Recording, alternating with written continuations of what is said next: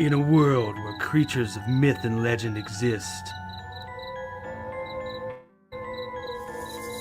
a covert task force is charged with keeping humanity safe from supernatural threats. And when young Nancy Moon stumbles into the eternal battle between good and evil, she finds...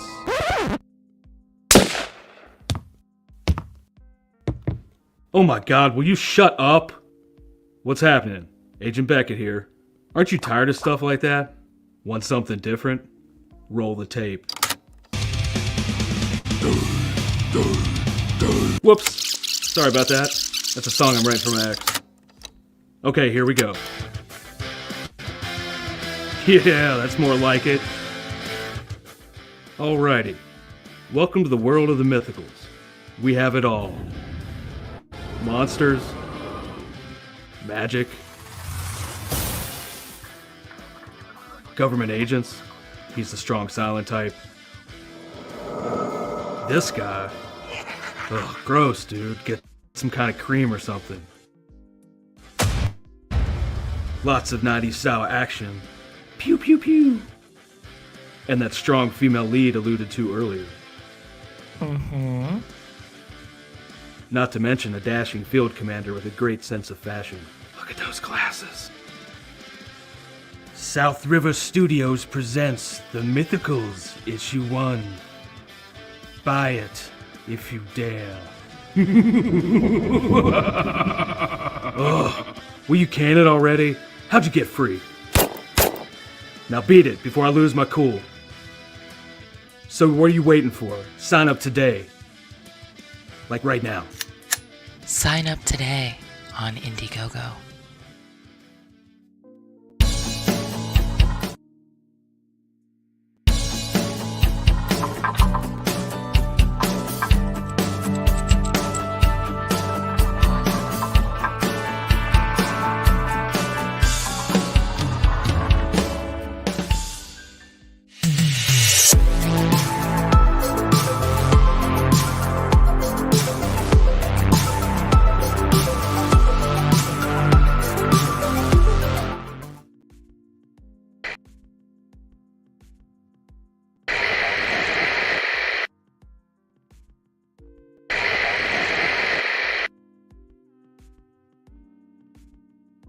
In the middle of the night, or early Friday morning, depending upon where you are in the world, a group of experienced comics professionals get together to examine and instruct about the art form that they love.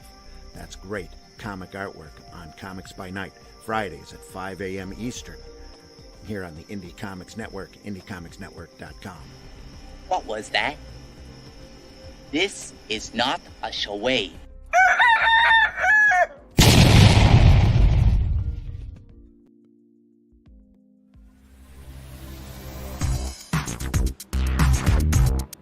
Epsilon City needs heroes, but will Scratch, the Chrome Dog, have what it takes to answer the call?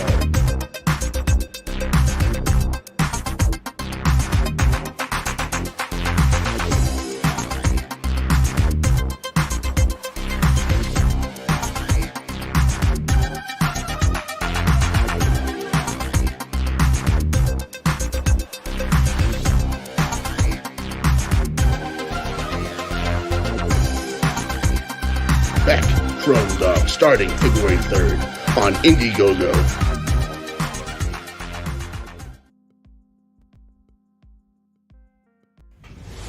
Lockdown Games and Luke Stone Studios presents Hybrids, the role-playing game. This core rules to the new Base Plus 2 game engine allows you to design your own character and create your own homebrewed adventure, complete with charts, maps, and every resource needed to dive right into the Hybrids universe on your own, or continue where the quick play left off with a brand new module.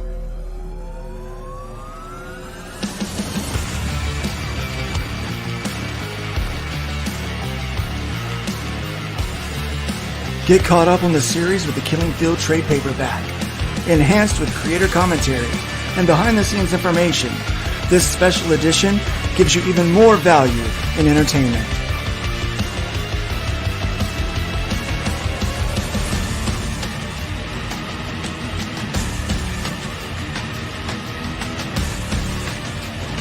All this and more on Indiegogo.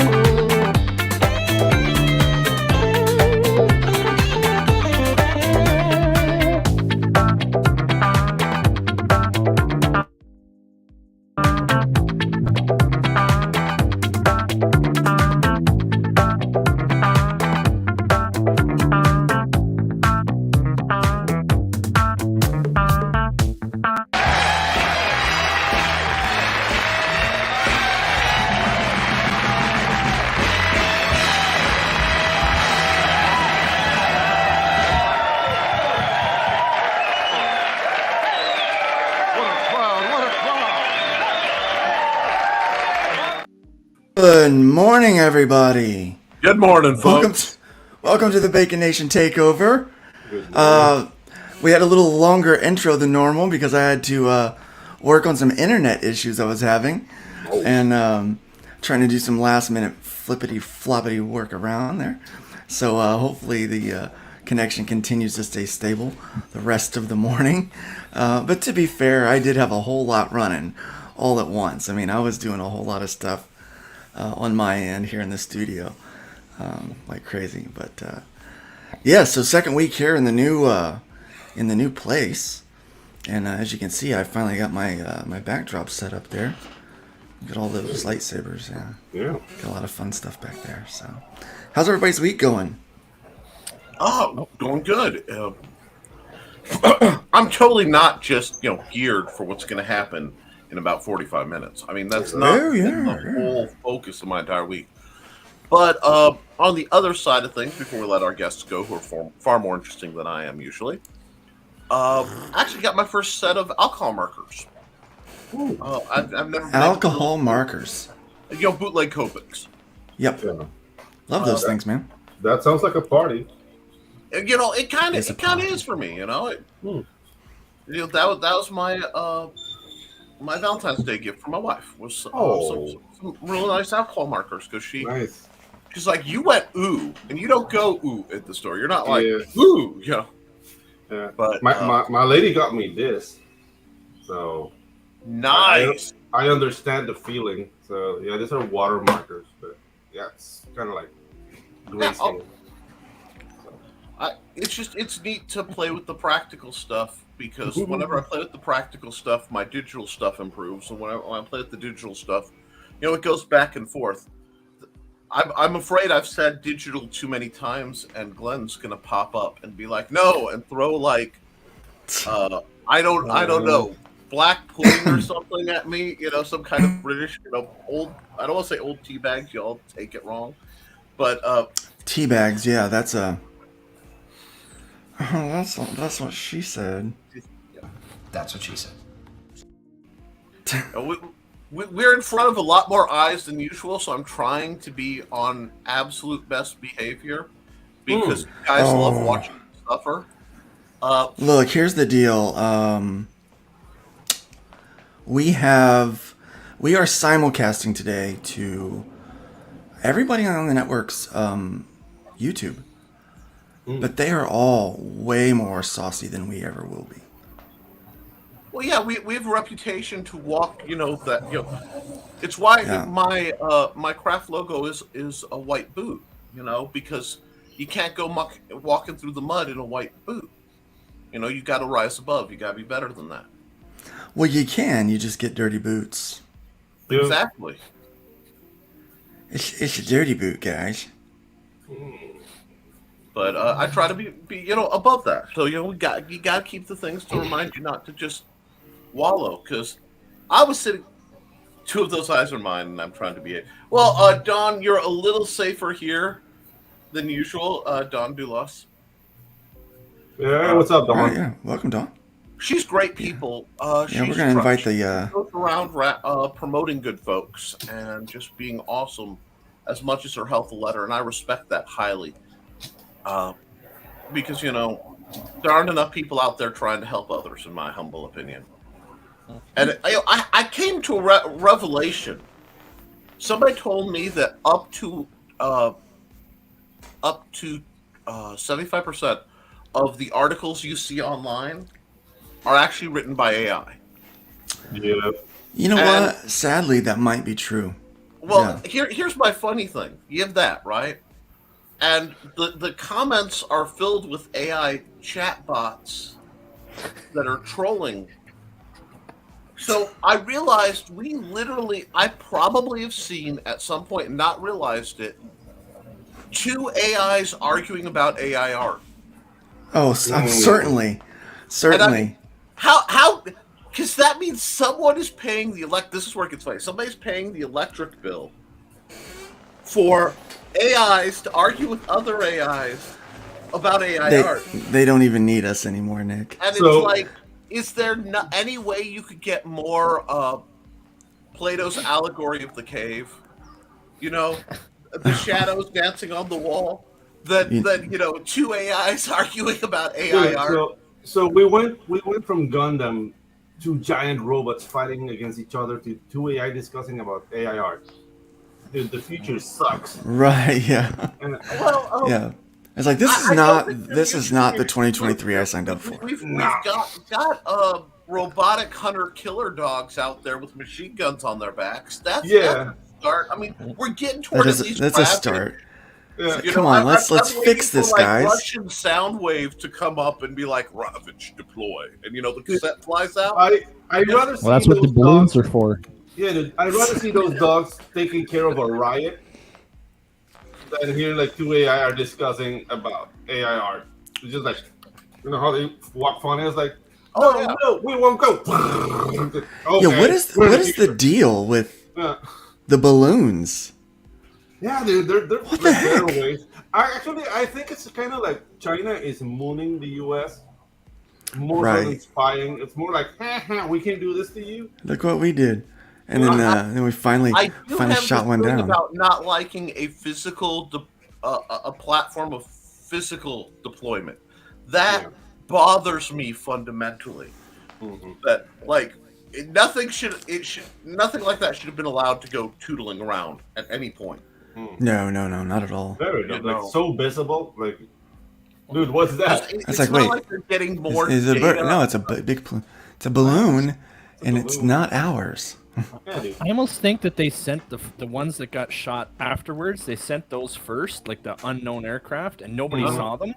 And they're like, you're supposed to see these. Why aren't you seeing these? Okay, deploy the really big balloon. Maybe they'll start looking and find the other ones. Make it really obvious.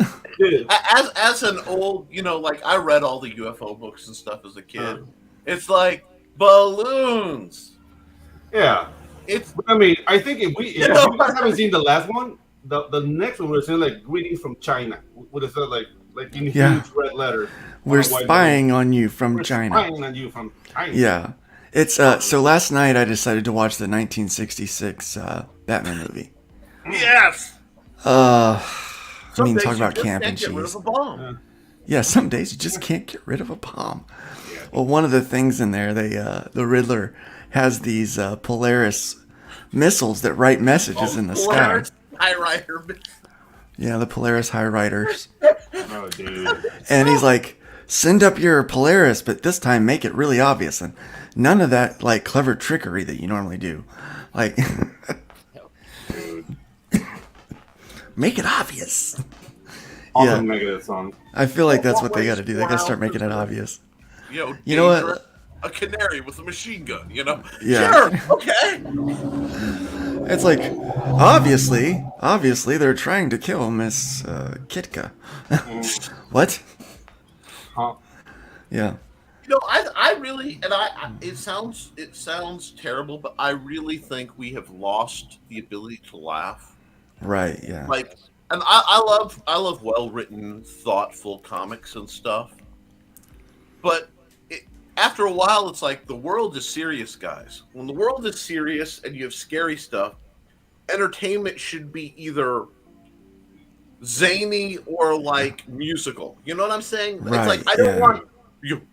After you've had a lovely day of hearing about what the latest plague ransacking the world is, let's go watch a zombie movie about a plague ransacking the world. Yeah. So, yeah. I don't know about you guys. But I had a really nice conversation on Tuesday with a friend from Colombia. A friend I haven't seen like in 22 years. And we were friends during 92 all the way up to 99 when I was living there. And this is like the Escobar years, like there's bombs flying and like dead bodies everywhere. But all we talked about was about the funny things. Well, yeah. Laughter is something that lashes to your memory more so than horror things. Right. And that's something that made me think. Like this has been a very like eventful week for me because I mean if you can see like the little like subtitle here like R.I.P. Burro. Yeah. Yesterday we had a power outage of like 14 hours because somebody threw a burro against the power lines and you just caught flames. And okay, that sounds weird, but when I drove by the accident, there was like a post like broken too and a smoking burro at the. I'm so sorry. All I see in my mind is the Panamanian nuclear response, and it's just trebuchets and catapults with burros. Like, burros, you want to go? You want to go? You don't want this burro action, okay? It makes spy balloons not sound so silly. Yeah, exactly. Dude, it makes the spy balloons not sound so silly. I wish I had taken the picture, but it was like a smoking burro right next to a light post. It's like, what happened here? Yeah. I mean, as I know, burros don't. Well, hey guys, let's get to the chat real quick. Let's see who's in our chat. My internet still is kind of trying to be a little spotty, and I think the government heard us talking about the balloons, and so they are watching our stream right now because some things happened. Some weird things happened over here. Yes, the burros and the balloons. Yeah, so it's a double B's. Welcome, we got Mad Ruth, not only in the chat, but we got him on the panel today. Yeah, exactly. We got Shadowhawk Talks. Welcome, Shadowhawk Talks. Great to have you. Comic book black belt. Russ Leach is in the house today. Welcome. Now I want a bacon sandwich. Of course, bacon is amazing. Amanda B's in the house. Welcome, Amanda B. It's great to have you here today, and thank you. We hope to have a wonderful launch here in about 40 minutes. In about 40 minutes. 35 minutes actually now. We hope to launch this thing, and we're going to have hopefully a successful couple of months. So we're looking forward to that. Whew. And TWTG content is in the house. Welcome. So we're literally just cooking bacon. Yeah, we were cooking bacon for a little bit. Yeah, that is the Bacon Nation takeover. So yeah, you guys might realize that you're seeing us probably for the first time on a few channels, and I see people talking to Belmont. Belmont is not awake. He has not smoked his first bowl, and he will maybe make his way in later. We have no idea. Maybe whenever he rolls out of bed, if he rolls out of bed in time. But what we're doing is we've taken over everyone's channel to do a launch, and we're trying this thing out where where we do launch parties on the entire network's channel. See, we have a network that's very similar to others, but very different in one major respect. That we all share a StreamYard, and all of our resources are pooled, yet we're trying to build each other's channels individually rather than trying to get everybody to stream from one channel. That way, we can have moments like this where we take each other's channel over and do a stream to launch for everybody. So yeah, kind of a neat concept. Crossovers, but they don't suck. Like a crossover, but it doesn't suck. Yeah. Welcome, Mike Jimmy in the house. Like Baconators. Hey, what's up, Jimmy? The shadow ban, it's a nice anti-shadow ban. It's like, you want to shadow ban us? Well, we'll simulcast on 4 channels. Try shadow banning that. Yeah. 1, 2, 3, 4, 5 channels. Yeah. Yeah. Nice. 5 channels plus 2 YouTube, 2 Facebooks, and a Twitch. Which, I mean, there's no one over on Twitch that Never forget the Twitch. Never forget the Twitch. Yeah. It'd be nice if I can get my Rumble up to the point where I can stream there, but you did like 100 subscribers there, right? Got all kinds of rules. Yeah. You have like 400 subs over there or something. Wow. To be able to do that.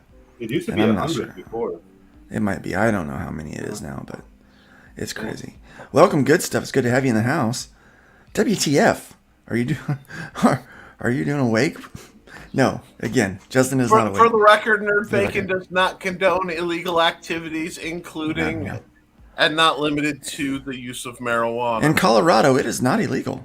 Marijuana. And that's why I phrased it the way I did. Yeah. Me, I think the idea of lighting anything on fire and shoving it in your face is stupid. By the simple definition of lighting something like a on burrow, fire, for instance. Yeah, like lighting like a burrow. Like a burrow, yes. Yes, very funny. Smoke burrows, you know. He probably fell asleep during the intro. He probably did. Yeah, very, very fun. We're having a good time today. Don Dulis, welcome, Don Dulis. It's great to have you here today. Agent Zero's in the house. Hail, Agent Zero. We also have a live campaign right now with Chrome Dog. Yeah, we are nearly funded on that one. So we have a lot of work to do over here in the in this little part of the universe. Manticore is in the house today. Welcome, Manticore. Good to see you Tuesday. Good to see you this morning. Great to have you here. Let me see who else is here. We will get Randy here a little bit later. He's running late, but he will be here. That would be Randy Zimmerman, not the mood. Yeah. Randy. That's what you don't know. Yes, Hojo's in the house. Welcome. I'm always Randy. Welcome, Hojo. Wow. That's my secret. The Incredible Polk. Yeah. That's awesome. Should have slapped a bunch of Democratic stickers on it. No one would have said a thing. They would have probably tied it to the White House flagpole. Oh, yeah. Yeah, that would have been like, that's funny. Yeah, like they used to do with the old timey like travel bags that have like stickers all over. Just going like. Manticore says whenever you need something, such a thing as a sensitivity reader, it's all over. And yeah, that's the case. You know, that's a real job, guys. A sensitivity reader. Yeah. It's like, this is not sensitive. There are some people who I really wish there'd be have somebody who's like a 6-year-old read your story and tell you, is it stupid? Much like every villain needs one of those, Yeah. I know. Like, wasn't Glenn offering to be an insensitivity reader at one point? I don't know, but that would be great. Yeah. But it's like, this is too sensitive.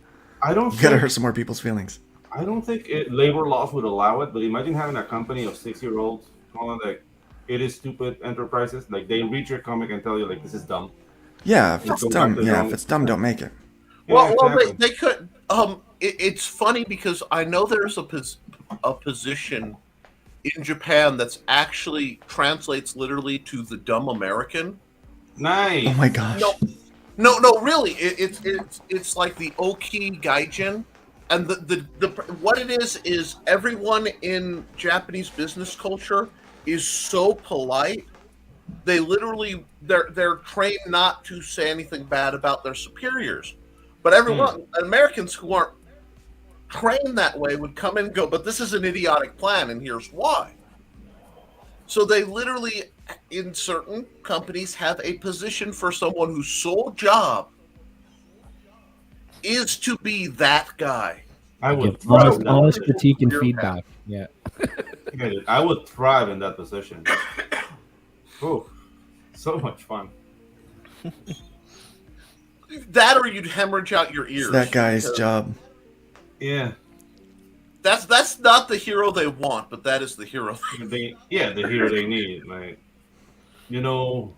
Yamashita. All right, person yeah. Sucks, and this is why. Oh, speaking of Glenn, he's in the chat. Oh, Hey, what's up, Glenn? It's Glenn. How's Hatch doing, my brother? Let me know. But because I know isn't he crowdfunding now, or has it launched yet? I have no idea. I didn't sleep worth a dang last night, so my brain's not on all of it. I mean, I've seen some statues. Yeah, I said I went to bed pretty late last night, so. Well, yeah, that's what you do before it's a very important evening. A very important show where you're launching something with years of work. You stay up all night with your kid watching goofball movies. I understand this. It's the American business ethic, Because I have no my son had never seen. My son had never seen District 9, which came out the year he was born, by the way. Good movie, and he's watched the trailer and he was just super interested in it. So so we watched that. Like, most of the CGI in that movie is fake CGI. They did fake. They used a tool within the Nuke system. Nuke is like a compositing platform. I'm familiar. Yeah, that will make like the CGI rendering that's only facing the camera. Yes. And, it like speeds up the processing because the production company didn't have that much money to make the movie. And it looks so good. Yeah, it looks gorgeous. Looks so good, especially when they did it like it was like a documentary style, which allowed them to kind of like lower some of the resolution. Yeah. But I mean, it worked. It sold so well. And my son goes, "Did they ever make a second one?" And I said, "No, it didn't do well in theaters, so we never got a number 2." Welcome to the world of cult classics, Yeah, dude. You take a whole series of them, and and then he had never seen The Fly with Jeff Goldblum, and I said, "If you want to see some great acting, let's watch this." So we watched it, and it's super gross, right? And it grossed him out. It grossed him out pretty bad. Yeah. But then we found out that there's a Fly too. And we're like, what? It's not a Fly, whatever. Pretty ridiculous. The Fly did well. Have you guys seen Chappie? I have seen Chappie. Is it the same production company that made District 9? And it has like the same aesthetic. Yeah, very good. And it's sillier. It's not as good as District 9, but it's a good watch. Justin liked The Fly too. It's gonna make me question all of Justin's decisions. Yeah, there's no Jeff Goldblum, man. I mean, I like the original Fly, like the 1940s black and white movie, and The Fly with Jeff Goldblum. But the Fly 2 was like, I remember Jeff Goldblum was here. Like, here's the deal. Jeff Goldblum's acting, it's him. Like, that's how he delivers his everyday speech. Jeff Goldblum plays Jeff Goldblum. Just like Bruce Willis plays Bruce Willis. Yeah. Which is, I think, what makes Jeff Goldblum so endearing. Like, I'm a big fan of him. Yeah. But because he delivers a line so naturally, but yet so uniquely to himself, it just works. And he's a good Jewish boy, so Yeah. Yeah, that's the thing. Like, there's actors like that. What's up? File 13's in the house. Christopher Walken, Jeff Goldblum. You have also, what's the other guy? It's slipping my mind right now. Christopher Walken, Jeff Goldblum, Bruce Willis. Matthew McConaughey. Matthew McConaughey was always him. All right. Yeah. It's something creepy about a dude rubbing his belly all the time. All right. You know what though? I'm here for that. You know what I mean? Like, I like knowing. Sometimes I like going into a movie knowing what I'm going to get. Yeah, Jason. If you can find it, Jason Momoa played in this wonderfully terrible movie called Wolves, where he was like Yes. a biker werewolf? Oh, Oh my gosh, it's so. This is not a good movie. it's not an endorsement. Look, he is still not. But it's a blast. Yeah, he's still not Aquaman to me, but he is a better Aquaman than what we've ever had. Yeah. No, the thing is, like, he's a very charismatic person. I don't want to say actor, because he. Did someone mention a fly? Energy. Yeah. We'll bake and wrap it for you, Frog. Yeah. Yeah. Yeah, and that's the thing. Like Jason Momoa, wherever he goes, he's going to be Jason Momoa. So it was like, oh my God, it's Jason Momoa, and the ladies would gush, and everybody's happy. You know what? Julia Roberts definitely just plays the charming Julia Roberts. Go. Anyway, Vin Diesel is another one. But there is a new. I just heard there's going to be a new Chronicles of Riddick movie, and I am absolutely. I don't know. I like the first one and the second one. I like the first one and the second one, but the third one was the first one again. So I just like. Yeah. So.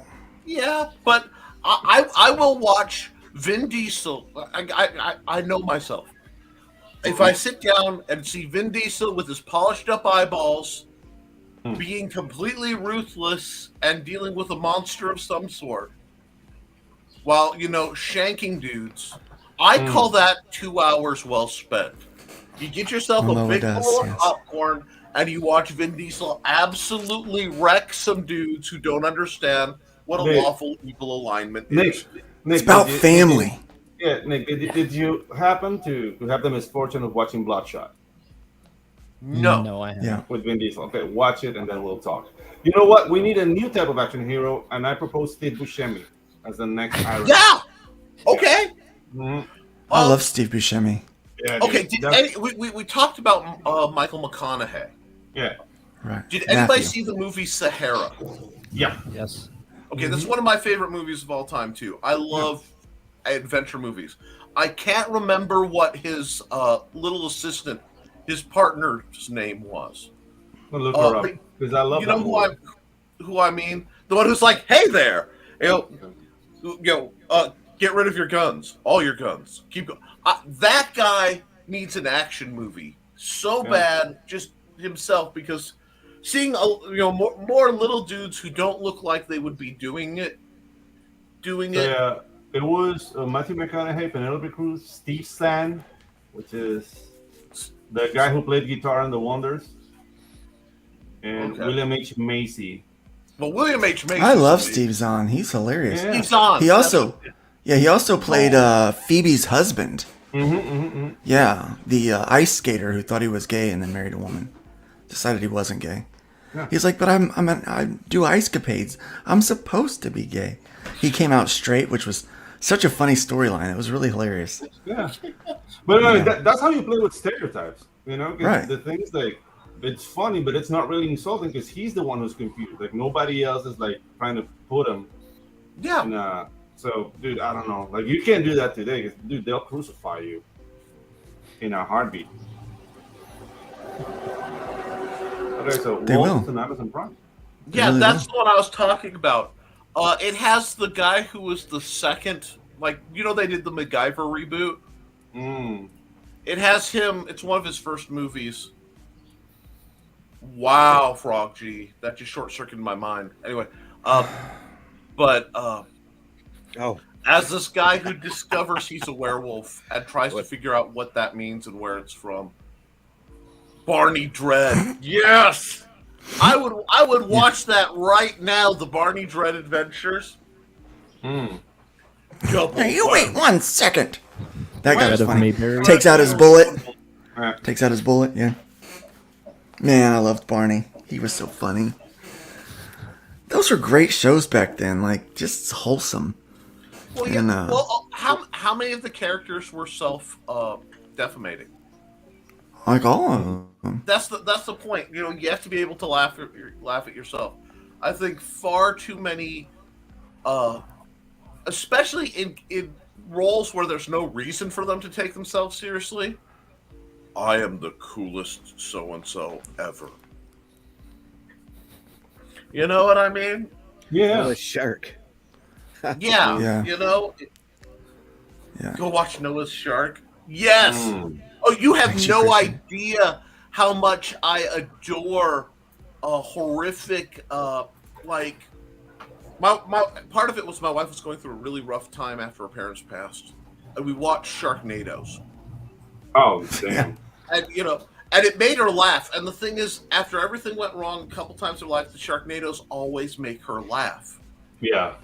And so it's like, you need just stupid. I love anything that has, like, verse in the title. I found out they did Bigfoot versus Megalodon. I haven't gotten to see it yet. I'm here for it. Just about anything The Asylum puts out. That sounds like a short fight. What do you guys think about Vampires from 1998 with James Woods?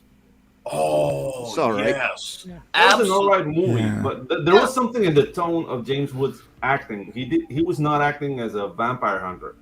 No, That was Carpenter. That was John Carpenter, wasn't it? Yeah. John Carpenter's Vampires. You can never go wrong with a John Carpenter movie. No. No matter how bad it is, it's still good. Yeah, but there was something in his delivery that like took me out. Like, dude, this guy... I can see that. He like... he didn't feel like he connected with the role at any point. He felt like a Wall Street guy hunting vampires. Like, to me, like, it's like... Yeah. No, I... What a story, Mark. It's a great story.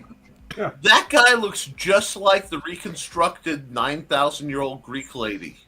You know what I'm talking about? Yeah. Speaking of 9,000-year-old reconstructed Greek ladies, it was a bad segue, but it is what it is. Someone Rob Skalkowitz, assuming that was this is a real smooth. person and not an AI, That was is like, sad and funny at the same time. Yeah. What? Oh my gosh, that hurt. Anyway, that's my impression of a 1,000-year-old lady. It's only a couple decades late with this article, too. Yeah. Right. So here's a few funny things about this article. And I'm going to point them out. But so this is an interesting article that was written on the 13th of February and published at 7:10 p.m. Central Time, as you can see there in front of you. 89? Oh, wait, I'm sorry. No, my friends, 2023. So... should have been 2003, but that's another story. Yeah, 2003. So, after a few fat years during the pandemic, sure looks fat years. Those were fat years, yeah. Huh? I guess I don't know. I don't know how they perceive that. I don't know. So, after a few fat years during the pandemic, it sure looks like periodical comics are deep into a cyclical downturn, both financially and creatively. You think? Oh, yeah, baby. It looks like it. Fault. Yeah. They've only been Look, here's the circling thing. the drain the last 30 years. There used to be a time when they reported the news, Yeah. instead of just like repeated the news. Hey, man, things ain't so good. Yeah, it's like, listen, a myriad of YouTubers and internet personalities over the course of the last decade have been telling you that it's been in a downturn for quite a while, and it started around 98, where it just started going all the way down. Really or all the fans just saying, Okay. Really 85. Maybe 85. With the glut of the Circle template era. Yeah. Who is Rob Salkowitz? Because I question. think he's trying to gain Cred. Prestige by look. I drew myself. Well, I don't know. No, Look, they had a professional artist draw that. Well, it's Look, signed look. RS, so I Oh, is it? assume. yeah, I think he drew himself. Oh, he Here's might the have thing. tried. Either Yeah. it's a real Let's person give or- Rob the benefit of the doubt. Oh, okay. Let's Wow. imagine that Rob is trying to be a voice of reason in an industry that is otherwise blind and clueless. And he's trying to be that voice of reason in a very he's trying to sugarcoat things. That can't really be him. His Well, nose ain't brown. Well, I see, here's the thing. I did ministry for a long time. And I know sometimes you have to tell a group of people things they don't want to hear in a way they're okay listening to. I'm going to try to read it from that perspective. That's how I'm going to try to read it. You guys can read it from whatever perspective you like. I am impressed you are taking a high road and being merciful. Who are you and what have you done with my host? Well, I didn't get enough sleep last night and I had coffee. So I'm drinking some delicious, actually some Crack-A-Boom coffee. This is a test of Crack-A-Boom coffee that I had sent to me, which will be launching soon. And look at that, I'm drinking it in my mug. How does it rate to all your other morning coffees? 15 out of 10. Nice. Shut up, Rooster. Nobody. Yes. There we go. I was about Perfectly to say, timed. Part of getting up. Best part of waking up is Crack-A-Boom in your cup. Yep. No, I really like the yep. It's a real kick in the beans, a real punch in the beans. Real kick in the beans. All right. So let's continue going on through here. Though hard numbers can be tough to figure, reports are that sales are flat or down, dating back as far as September. Oh no! Only September. Outside of the usual manga and kid-oriented material, that is. Oh, somebody give this guy a beer. But we know Scholastics is killing it. We know manga is killing it. But again, they are not talking about crowdfunded numbers. No, they will never. They are not talking about the indie market. The indie market's also killing it, my friends. Millions of dollars, yeah. But Yes. the thing is that the thing is that we don't need millions of dollars, man. If you haven't read Cat Kid Comic Club, folks, you need to read it. Pedro, on The only book kids can buy to learn how to draw poop. Nice. On any other day, Pedro saying we don't need millions of dollars would be a beautiful thing. No, but hear me out, man. But hear me out. The thing is that we don't have huge infrastructures under us. We don't need the overhead they need. So we can become millionaires with small teams. Another thing, we made 11 gajillion million. They can say that. It's no money in your pocket, dude. Somebody else is in this yacht doing whatever it is he's doing to underage people. And you're here living in a cockroach-infested apartment, drawing your ass off so he can fuel his jet. I'm not impressed by that. You know what I mean? Got a crowdfund campaign yourself. Oh, I was going to say, we're crowdfunding today. So I would like millions of dollars, please, and thank you. Yeah, I certainly wouldn't turn down millions of dollars. Dude, but here's the difference. If you give me millions of dollars, I actually get it, and I distribute that to all the people I work with. If you give Marvel millions of dollars, you're paying for someone else's for a third summer home. I don't want you guys to get me wrong. I want the millions of dollars, but I know I'll have the temptation to be horrible if I have millions of dollars. Oh, yeah. That's something I don't have now. Yeah, because if you're horrible now with no dollars, you know what are you going to be when you have millions? Let's launch the GoFundMe, $1 million, help make Pedro horrible again. Yeah, exactly. Look, I know some people. Just do a vote for Pedro campaign. Yeah, I know some people that recently got a little bit of money, and their whole personality changed. Yeah, exactly. They're just like, they're just terrible. And I'm like, man, that's just like what a sad thing to happen. But that you get a little bit of money. Strip club's happier. Yeah. Way to keep it classy, Randy. I mean, just sail to the high end of journalistic endeavor. No, you can't do that with this article. This article is definitely not that. No, not really. Yeah. All right. So you can't read this with data a straight shows face. Superheroes. You can't be in this market and read that article with a straight face. No. Well, I'm trying my darndest here. We're trying. Okay. So it's showing me that my internet is unstable again. So if I start to robot, then you guys take over. He's like, give it to me. Give it to. You want me to read it? Go start with recent data. Go for it, there, buddy. I'll try to keep up with you. Can I do a reporter voice? Recent If you want to, shows man. Super, You recent do you, data brother. shows superheroes are about to lose their place as the top-selling category in U.S. comics and graphic novels. Something that, frankly, might end up being good for the media. But this is going to hurt the direct market that depends on reliable repeat customers for monthly periodicals. What a crap. Dude, that's been the case the entire time. This recent data, my butt. Recent in the last decade. Two decades since all of this mess is All right, started. So, but hey, so that brings up. what's keeping things bottled up? Here are a few possible culprits. Dun, dun, dun. Supply and demand mismatch.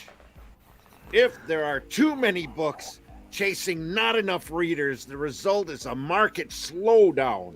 2022 saw a 7% increase in the number of monthly titles published by the major publishers, according to Comicron, showing the market is gradually recovering to pre-pandemic levels, but is reader interest and buying power also increasing to match the new supply?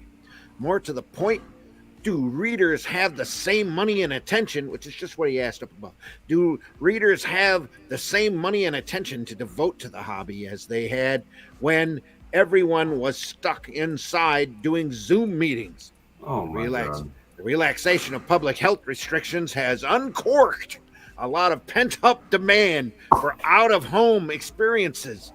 At the same time, more entertainment options are competing for our eyeballs. This is like the strip club.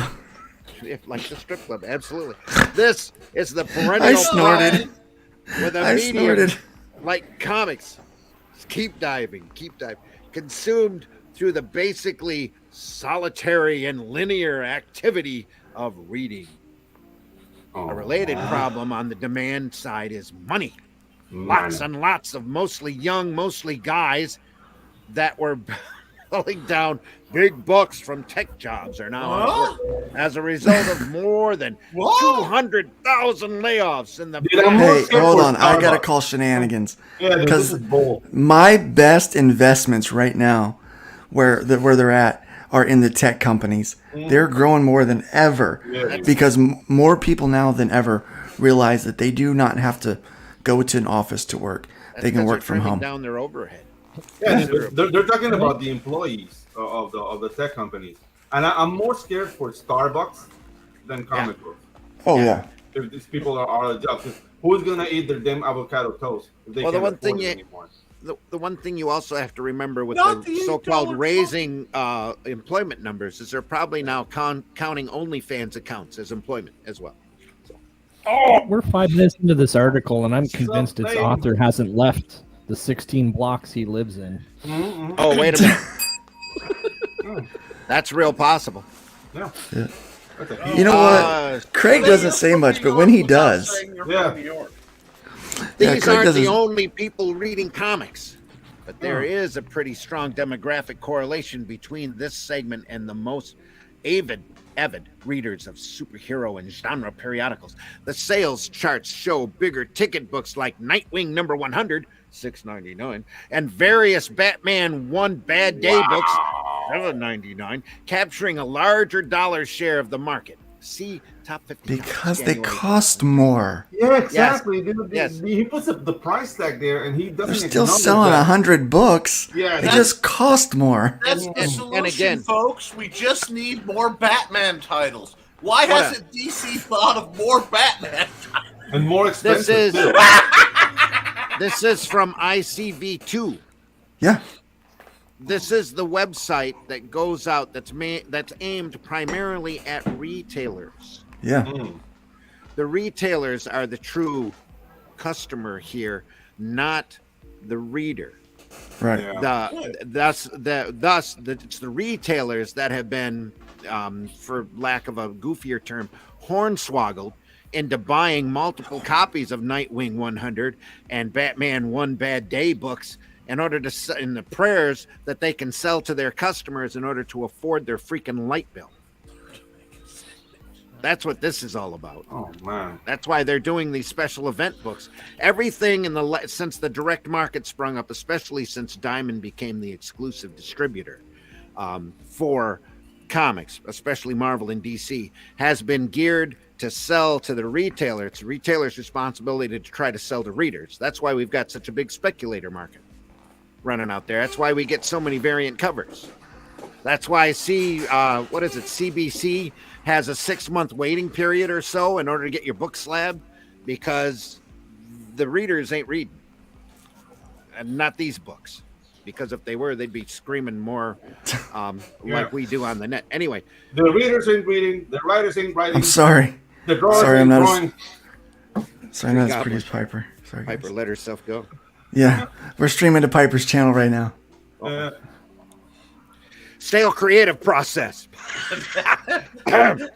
Not to disparage the hard-working men and women who make our comic books month in and month out. But He missed a few genders there, though, guys. Good, I'm gonna puke my chorizo, man. What the fuck is this? Let's not be political. We're not trying to be political. Month in and month out, but the sparkle of imagination that was at work at various points over the past 10 to 12 years seems. Let's laugh about that for a second. Yeah. The last sparkle of imagination was in the 90s. Sparkle. Yeah. Hey, no, don't dismiss wheelchair Spider-Man. True. Okay. True. I'll give you that. It's really the sparkle that was at work at various points over the last 10, 12 years seems fainter these days. Some of the top talent that propelled DC Comics and Marvel Comics in the teens has moved to creator-owned titles, digital-first books, or opportunities elsewhere in the entertainment industry. Let's not mention crowdfunding. Don't mention crowdfunding. No, let's not mention blacklisting, and their replacements have not quite hit their stride. I mean, I think he's trying to be. Never mind slave wages. Yeah, I think he's trying to be cute and putting all of us into that like creator-owned titles. Like maybe he's trying to be cute. Like if they say like, "Hey, you're not counting crowdfunding. We can say creator-owned titles. You own your titles, right?" You don't want to. So I just want to address Tree Goblin real quick. I'm really sorry your son's been waiting on that graded stuff. Piper is kind of been cut out of that whole situation. She is working to rectify amicably. I can't talk this morning. Her situation with them, and she's moved on to better partnerships with myself, Luke Stone Studios, and Arrow Comics, and things like that. So hopefully that will work out. But Piper is an extremely talented individual who deserves to have her talent better spotlighted, in my opinion. So very sorry about that, and hopefully the guys over at Graded will get your stuff sorted out. I believe that they are trying their best to do that. So there you go. Part of that has to do with the economics of the business, which allows creators to make more money on lesser selling independent books and or affords them more control and back end opportunities. Yeah, those back end opportunities means they don't get paid for months and months. No. Or at all. You know what? Let's take a pause from this for a second because we've got to bring up. That's the alarm, folks. We've got to review and launch. Let's go ahead and it is 10 o'clock. Let's go and launch this campaign. I'm going to go ahead and share on Facebook. Folks, we are officially live. And I'm going to, here in a moment, I'm going to try not to dox myself. Oh, who cares? I'm doxed. I've been doxed for years. So we're going to go and post that there on the Facebook, let everybody know we're live. And then I'm going to do a log out. I'm going to do a log out. Now here, I want to show you guys something. Where did it go? If you search Hybrids RPG, we're not going to come up. Oh, we do. There you go. They removed the shadow band. Oh, they just haven't caught it yet. Yes. Well, we were. I don't want to disappoint you. They were shadow banned. We were shadow banned. Yeah, we were shadow banned. So Haven't got it live yet. Here we go. Yeah. So here we go. We are live. And we are And live. so we're going to keep checking back on this periodically to first, folks. to see Whoever who signs on first, let to see us where know. we're at. Yeah. We want to know, folks, because the Killing Field. If you have not read this arc, I should be promoting my game, but I think I'm Hybrid's #1 fanboy, and I'll take that. Good luck. This is the arc that changes the game, folks. Oh yeah. Okay. Oh yeah. I don't know about that graded and slab stuff. Dude, can I create a That stuff takes forever. in this game? A what? A burro character. Yeah, I can hook you up. Oh, dude, like a wereburro. Dude, you think I am? I am not Look, even the slightest bit kidding. You can do Hold on. anything you want to do. Let me show you. In our I have universe. power. Let's talk about the game. Yeah. First off, I'm going to So, do yeah. this because I will set up something custom for my boy. Yes. But- So the game is incorporated very closely with the RPG. I mean, with the story. With the story. Now you can get Volume 1 and Volume 2. Volume 2 is the Killing Field 4 issues combined into one book. This is the first time that's been available. It has not been available before, and the Volume 1 is the remastered that you can get on. We did a crowdfund for my website, but the only way you've been able to get that is through the Arrow store, arrowcomics.store, and through lukestonestudios.com. So that's been the only way that's been available. And Nick dropped out, and hopefully he'll come back in there in a second. So you can get both of those, but this full manual, Nick has been working on this thing for like 3 years. Okay, well, he hadn't been working on it the whole time. I was sick for part of it. We were supposed to launch this a long time ago. And just life and circumstances, or near death and circumstances, caused us to kind of miss that mark, that opportunity. But we have finally launched it. It is a go. But not only can you get the core manual and both volumes that we have for hybrids, you can get the quick play, the first one that introduced the role-playing game, and you can get part 2 of the quick play. So that's available too. So you can get up to 5 different books that are brand new, kind of basically to most people, with this campaign. So there's a lot that you can get with it. And as you can see, I mean, it's being set up by Steve Dye is doing all of our setup. And Steve is he's the fellow that did Rocket Magazine. And so he knows what he's doing. So he's doing the setup for us. And it looks beautiful. And then another beautiful Cannon White cover. And again, colored by Eric Hodson. So we've got that going with this campaign. You can see some of the interior pages of the Killing Field. And then there's the cover for the second part of the quick play, second module. But right now, we've only got 5 of these. So Frog G makes custom dice.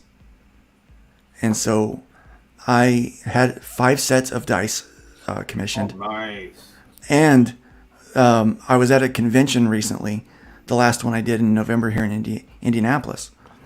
And there was a guy sitting next to me that made these custom dice trays. They're leather, but they snap up. So they fold flat like an octagon, but then they snap up on the corners. So you have a dice tray. And so I made custom dice trays with the Hybrid Engineering logo in the middle. So I thought it would look really cool. So you can get those in black and gray. So we have black and gray, and then we have square and octagon cases for those. It is random. When you buy those, it's going to be, whatever we put in the box. You can message me with a preference, and so if you do have a preference, I'll do that. But we have 3 black and 2 gray, I believe is what we have. People are gonna say, "What's in the box?" What's in the box? Yes. Okay. So we've only got 5 of those, and so that's our featured tier right now. It's the Gamers Bundle, and so once that's gone, it's gone. And Hey, then by the way, Luke, awesome re-edit on the animation for the game. You like that? Yeah. Yeah, dude, like it's entertaining. Like I like the pacing. It's really good. Yeah. I found music that worked with the timing, and then I was like, okay, so let's do that. And I had to do the voiceover myself. Did you notice that? Yeah. It's my messed up voice. But it works, man. It works. But funnily, like a funnel. Humorously, I have been requested to do 2 voiceovers for like some kind of a show or like a comic book, like motion comic thing now, because of my new voice. Yeah. People like it, I guess. Well, it has gravitas. Gravitas. The shiny has been buffed off it. You know what I'm saying? No, I'm serious. Like, you ever That's what see she said. Somebody so new that the shiny hasn't been. That's what she said. Sorry, I had to do that. No. It's on brand. It is on brand. It is on brand. And speaking of on brand, look at these new cards. Yeah, we got new cards, and we're gonna do these pretty special. Oh, dude, nice. So yeah, at 3,500, 4,500, and 5,500, we open up these 3 new cards. Sweet. We do have 3 more to introduce if we can get up to 5,500. Cool. So we'll have a total of 6. Chris Scalf did the art for these, and we have Link, we have Ion, and we have Rascal yet to do. Rascal's is going to be interesting because he's not oriented the same way. His is oriented landscape instead of portrait. So his is very cool. I've got to actually kind of redo the whole template, I think. It will be the secret roadkill Rascal. I think, no, we're kidding. We're kidding. Yeah. But look at that amazing art. That is gorgeous. Awesome. Yeah. It looks like a magic card. I like it. Oh. Yeah. And there will be updated stats on the back, so that'll be really fun. The math will be more math. The things you do to me. And one thing I love about the character design is they have different body types that make sense. You know what I'm saying? Yeah. Like Bone's a bit more athletic, a bit more agile, whereas Clarence is just a freaking unit. I mean, he looks like a power lifter. You know, the actual real strong guys who do strongman competitions aren't this like narrow in the middle where it looks like their spines are going to snap, crud. You know? Yeah, no. They're thick cores, yeah. He's got a nice thick core. But yeah, so that's what we've got going on with this campaign. Some of our tiers include you can just get the new quick play if you want. You can get just the trade. You can get just the RPG. We've got 2 different arrow bundles on this one. You know These what? are the same arrow bundles that you get on the other Arrow Comics campaigns. You know what? I'm gonna make my return to tabletop RPG with this game. So got you. If you guys make like an online game, I'll make Wearable Road like this. So we've got people that want to do that want to do like live streams of this. Like that's what they're going to be doing. Yeah. And so they're going to be working on that. Then you can get just the latest, which is just the 2 books for $55. It's normally $60. We're dropping that down a couple of bucks just to save you guys some money. If you're part of the mailing list, an email went out at 10 a.m. that gave you a link to some of the new to the secret perk, which includes an Azazel chibi sticker. So I'm not offering the chibi sticker for anybody but the mailing list, and it's very cute. It's wrong that it's so cute. So we've got the Ultimate Bundle, which is basically everything that we've got. All 5 books you can get for $100. It's normally, I think, $115, and we're selling it for $100 on that. And then you can get original art from Nitho Diaz, or Preston Acevedo. So we've got 2 of those original pieces up that didn't sell with the last campaign, but we're offering them with this one. So that's what we got going today, guys. We're gonna keep checking back in occasionally to check this out, to check it out and see where we're at. And right now we've gotten 3 backers at $200 $199. So thank you so much, guys. Let's we keep are that going. I'm going to play the trailer, and then we're going to get back to this article because we got a lot of things to talk about in this article. So yeah, here, check out this trailer. It is, where is it? It's right there. Lockdown Games and Luke Stone Studios presents Hybrids, the role-playing game. This core rules to the new Base Plus 2 game engine allows you to design your own character and create your own homebrewed adventure, complete with charts, maps, and every resource needed to dive right into the Hybrids universe on your own, or continue where the quick play left off with a brand new module.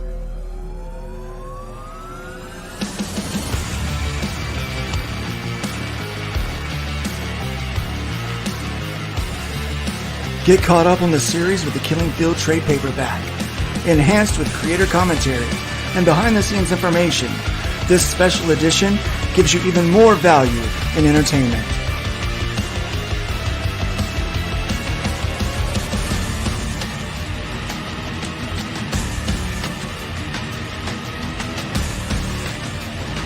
All this and more on Indiegogo.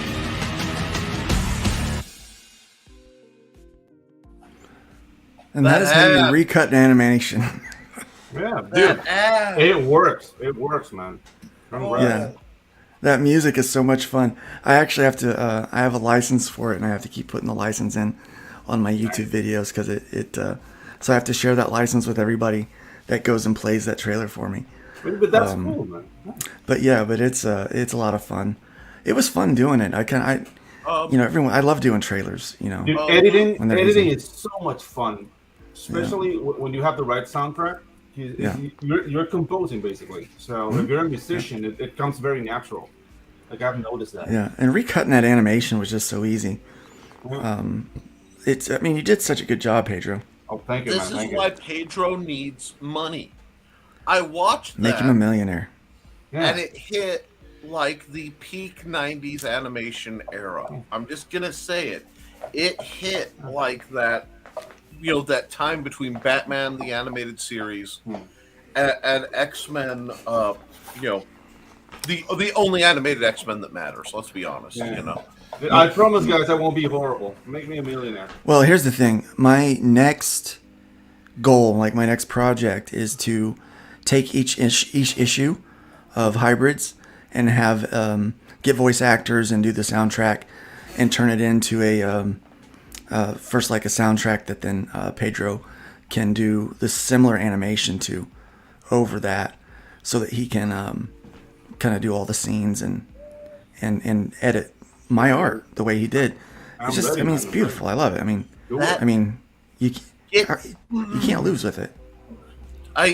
People will go nuts for that as a animated series on like YouTube or eventually. Yeah, dude. And the thing is, like, there are ways to monetize because people are seeing the scam of streaming.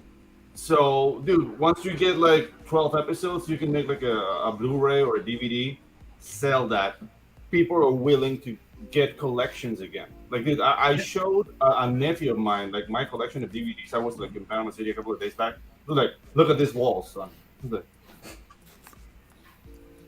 you don't mean don't you have Netflix? Yeah, but can you touch Netflix? I can't touch it. You know what? People make fun of me having more DVDs than most libraries, downstairs. A lot of them are in boxes right now. Boom! Backer number 2. You need to get. Who was number 1? Guys, put your backer numbers in the chat. Let us know. Yeah. Let us know who you were. This is your chance to brag, folks. Yeah. Who's backer number 1? Who's gonna get some? Who's going to get an original sketch from Luke Stone? I don't know. Who's backer number 1 going to be? Yeah, stick your backer numbers in there. And then we should, whoever backer number 1 is, we're going to hook them up. Hook them up. Anyway, let's get back to this article, guys. Okay, let's get back to the scribble. Randy, you ready? Yeah, part of that has to do with economics of the business, which allows creators to make more money on lesser selling independent books and or affords them more control and back-end opportunities. like getting screwed, like getting rear-ended. Yep. Anyway, the last few years have seen a steady exodus of Marvel or DC and Marvel's top name creators to pursue their own projects. Only a few of which, something is killing the children leaps to mind, even come close to matching the popularity of these titles they were working on previously. All right, so here's what they're not taking into consideration. Anyway. Graham Nolan, Aaron Lopresti, Dale Keown is killing it over there, helping out with Mandy's new title. Let me see who else. Gabe Tieb, whatever you say his last name, did well. But there's a whole lot of mess with that there. That did not go well. The artist was not treated well, and Gabe's response has not been good. And so I don't see him doing well in the independent sphere for very much longer. With the way he's handled himself. He can bounce back, but there's some work to do. Yeah, he has a lot of work to do. And I hope he does. I hope he does the work and he makes right by everything. And they're certainly not talking about EVS, right? Who was mainstream. It was one of the first to Exodus. Yeah, you can't talk about him. Don't worry. I can't talk about blacklisting either and Whisper Networks. Can't talk about it. I mean, we're leaving out John Malin. Yeah. That's all Ethan has to say about it, too. Yeah, exactly. Yeah. Dude, we're leaving out John Malin and Shane Cat Pappy Davies, too. Dude, these guys are like... Shane Davis. I forgot about Shane Davis, John Malin. And the list is just going to keep growing. Reenie. Reenie's awesome. She's destroying it. Yeah, dude. Do you guys see what's going on here? My white father, actually there. This is really, really cool. Since I've been involved with Luke Stone, frankly, I have listened to a whole lot of people in the independent sphere complain about the mainstream. Yeah. What we're seeing now is the independent sphere is complaining less and less about the mainstream because they're too busy making better stuff. Exactly. And now the mainstream's starting to go, wait a second, you're taking all our good creators. Oh, no, not that. The talented people are proving that they can do it on their own, that they don't need no man. It's their own... Emotional, damn it! Exactly. Yeah. It's like, they don't know how to process. You need us. No, we don't. No, we do not. More with less, and if we get paid what we should as creators, right? Imagine if people actually paid creators like they should. Yeah. There'd be. I mean, these companies would be falling out of, crumbling to the ground. We don't need corporate comics. Creator-owned comics can make it. Not to worry. I have a permit. This just says I can do what I want. Yep. God bless America. And that's the thing, dude. Like right now, the industry is like that crazy girlfriend. Like you didn't enjoy the car keying your car and setting your clothes on fire. What happened? It's like, dude, like people are making their money without that much drama. They're doing the stories they want. Why go back to the Spider-Man or whatever again? Like I don't see this. Mainstream that answers in that reasons in the next paragraph. For creators. Yep. Yeah. I love it. Wow. In the meantime, Marvel and especially DC have tightened their belts considerably on the editorial side, shedding higher-priced veteran talent with decades of market savvy and experience in favor of younger, cheaper hands to move the books through the production line. They're missing one point there. Younger, cheaper, and indoctrinated. Yeah. Indoctrinated, it sounds like child labor. Pliable. Slave labor. Pliable. Well, it's kind of what it is. I just keep working. So what if your check's 6 months late? Yeah. Just keep doing it. You're lucky to be working in this industry. Do you know how many monkey draw would love to be sitting in your desk waiting for a check? Said exactly. That's what they do. Yeah, they think they're doing you a favor, but they're not doing you a favor. Look, I got an email, which I'm thinking about unsubbing from this thing, but I got an email from a fellow creator who we all know. I'm not going to mention them because I don't want to give them any airtime. They don't get to be a subject on my show. But I got an email where they're wanting to level up, and they're having trouble with budget, and so they have to work full-time jobs while they're doing the comic book thing, right? Yeah. Guys, Like we all. I'm not doing the mainstream. I'm not leveling up.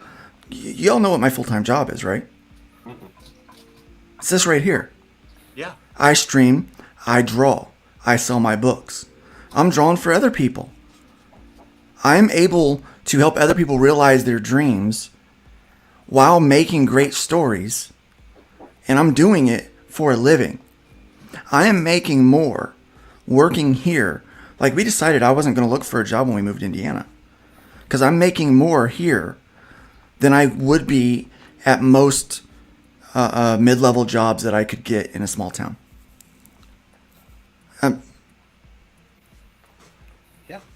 Yeah. But I'm not leveled up, guys.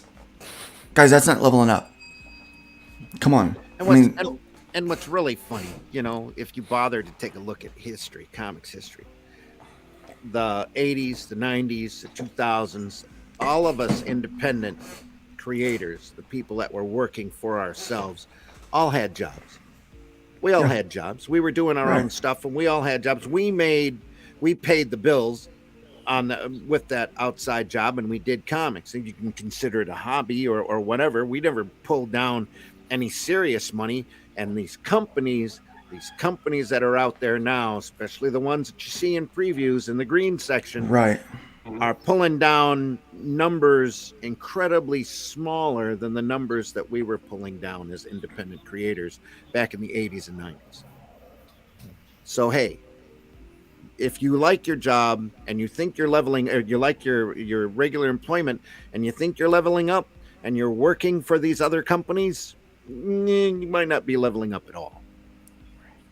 Yeah, but how long do you have to keep going face first into that brick wall before you realize you're not going to get through it? Yeah, and not only that, like I don't come from the comic book industry. I come from the advertising industry, and the money is still good there, but it's not as good as it used to be because TV died. And with the death of TV, the budgets came down. And dude, like, I don't want to model diapers in CGI for, I mean, I only do it for ridiculous amounts of money because I don't have fun doing that. And dude, congratulations, Frog G. Frog G was the first backer. Yeah, there you go, Frog. Frog. Way to go. Love you, Frog. Hey, Frog. And that's the thing, like, dude, you have to think about your quality of life. You have to think that the things that you do to earn money matter to you. Like, people don't put like, no, I have to put food on the table. Very true. But if you do something that's eating at your soul every day, you become a husk. Listen, and that's when your wife and family end up at the bottom of the lake, and you do what? Because your life sucks. Yes. You know? Hear what Russ is saying here. Okay, Russ works for the mainstream. He's worked for the mainstream for a long time. Russ does amazing work. One of my top 3 inspirations for doing comic book art: Graham Nolan, Aaron Lopresti, Russ Leach. Yeah, dude. Right there. And the fact that I have access to those 3 people in my life, it makes for a really cool life. You know what I'm saying? But this guy, and he says it right here: page rates get lowered, periodicals end runs. You need to have your own properties and projects. Yep. You have to have those things. Even if you're working for somebody else, you have to have your own things in there. You have to be able to produce. Nick's been on me for years about this, doing what he calls passive streams of income. You know, like, you've got to have things that just, like, you sell books. You keep selling those books. Speaking of which, hey, a little bit of news for everybody. I just got approved to sell Arrow Comics on Amazon.com. Very cool. So you will be able to. Awesome. So very soon I'll be setting up that store, and you will be able to purchase Arrow Comics directly from Amazon. We still do the shipment and fulfillment, which happens right away, but you can actually buy through your Amazon account now on Amazon.com. You can find us over there. starting here very, very soon. So that's pretty exciting, right? But that's not leveling up. That's a lateral move, right? Yeah. And I'm also working on a Walmart.com situation. So, again, another lateral move. Who knows? Sorry, dude. You said Walmart. That's like I'm applying to be a greeter at Walmart. Welcome to Walmart. Sorry, my over is to a the rat race. comic section. Yeah. Yeah, dude. Well, I think that's part of what we're seeing across the board. That's one of the best things that came out of the pandemic was the people who create stuff and the people who are really about the money realized, wait a second, we're losing all the money on the middlemen who do nothing but shuffle work and glare at people who create stuff. We don't need them. Right. The whole corporate culture of this massive hierarchy isn't necessary to make money. And you don't need to be miserable doing what you need to do, especially when you're willing to live smaller than, well, you need a BMW. Why? You don't need all that to live. See, that's the other thing. It's like when you stop trying to keep up with the Joneses. Yeah. And you just get what you need, or, like my goal isn't to be a millionaire. It's to live comfortably and to have people, not to employ people, but to keep a decent group of freelancers that I partner with well employed as well. Yeah. If my work can do that, that's what I want to do. Yeah, dude, it's facilitating people with talent to develop their talent. Well, if you've got talent and you want to do this and you're stuck, like one of our commenters said in the rat race, you just don't just take it from me. Do it. I mean, if that doesn't, come on. No more explanation needed, right? Do it. Just do it, guys. If you weren't awake, you're awake now. Yeah. Russ, I wasn't going to say anything because I think you're where we were talking before has a wider reach at the moment, but let us lay our foundation and see where the arrow sits by the time the project's done. Yeah, absolutely. Yeah, we are. That's we're why working I've been hard. harping on you about making Only Death Can Save Us arrow book. Yeah, there are a lot of things that do be. Let us get the ball rolling first, and Comic then Luke Stone way. See where we go. We're working very hard. Randy has a lot of experience and knowledge and connections, and we're utilizing all those. And I don't believe that anything is impossible, so I kind of approach things with that kind of dumb I can do anything attitude. How hard can it be? I've been looking really hard for alternative distribution means. Yeah, especially the last couple months. There's got to be a way to creatively get out there in front of the masses instead of the retailers who don't have a lot of faith in independent. Yeah, the things I feel like it's not like ill will on the side of retailers. It's more like they're really set on their ways. And, they've been Pavlovian trained for the last 40 years how to act and who to deal with, and right now they should be looking at means of making money, just like what we were doing as many multiple income streams as we can possibly find. They should be doing the same thing. They should be looking at where they can get product from at the lowest cost with the best entertainment value in order to turn it around to their customers. Absolutely. Yeah. So, interesting thing. So this Trader Baker's that I'm doing this kind of indie comic outpost at, they've got multiple locations across the country. And they've got 2 more within driving distance from here. If this goes well, I'm considering expanding into more of them. Yeah. And then if that works, then finding representatives that are near these other locations and having them set up their own shops in these places. It's low overhead, and right now for the first 2 months we're doing consignment, and so if that goes well, it's going to be an opportunity to distribute other people, but it's also passive forms of income, not just for myself, and dude, but for many people. We're making channel networks. If you come to these fairs and it's just like, dude, we're gonna live stream from the fair, and not only showcase our comic book, but your fair. that's an added value. You know, like there are ways to make this like a win-win situation for everybody. And that's the thing, like a fair, like an open market. It's not where you actually see comics, but dude, they just spread the word that you can get comics in places like this. And I think that's the approach, because we're not only turning into like independent comic book artists, like we're turning into entertainers. And it's really small right now to say like, oh my god, we're huge. We're not, but we're working on it. And we're still small beans, but we're working on it. And at some point, we're gonna have enough of an audience to make it an asset. Hey, you're gonna sell our comics, so you have access to this network of YouTube channels that are gonna promote. Well, yeah, something's happened on YouTube, and I lost more than 500 subs in 2 weeks. Yeah, I mean, YouTube's gonna YouTube, but you know what? Yeah, they're doing that. Yeah. But still, I mean, like today, we're simulcasting on 5 different channels. We can do up to 8 channels, I believe. And so we have room in our network for more people. Yeah. And we're going to continue to add quality creators into that network who have their own channels, and we're going to help them build up their channels for their audience and their niche, so that when we can do things like this and do a channel takeover, a network takeover, like what we've done today, and be able to launch to a greater number of people and have a larger number of eyes on a project. It's paramount that we're doing this kind of stuff. Everybody wants to kind of bring all the eyes into one spot, when you should try to be spread out your reach among where all the eyes are. That's why we're doing this network a little bit differently. And nothing against like the Indie Comics Network. I love Nita very much, and I love what she's doing over there.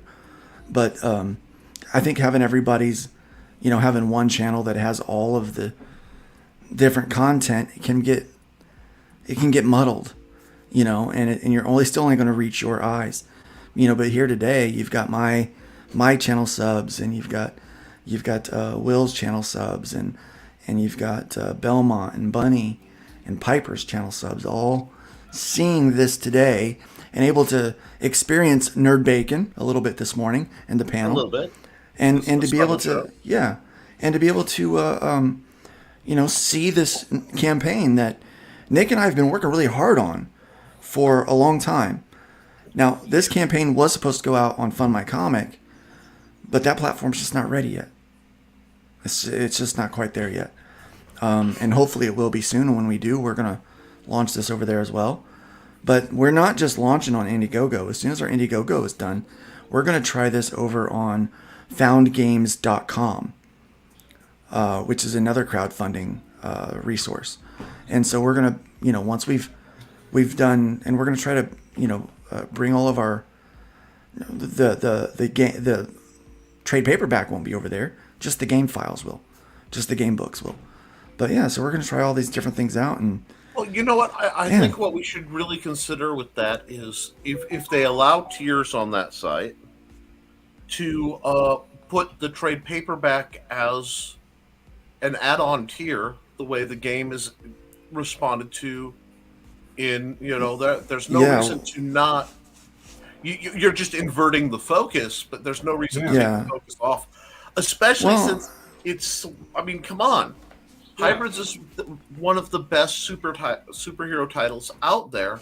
Certainly the best new title in what? I literally can't think of the last time there was a new superhero team title that came out that I gave a dang about. Yeah, you've had reboots. And from the player's point of view, the comic books is the lore of the game. So it should be included, I think. Yeah.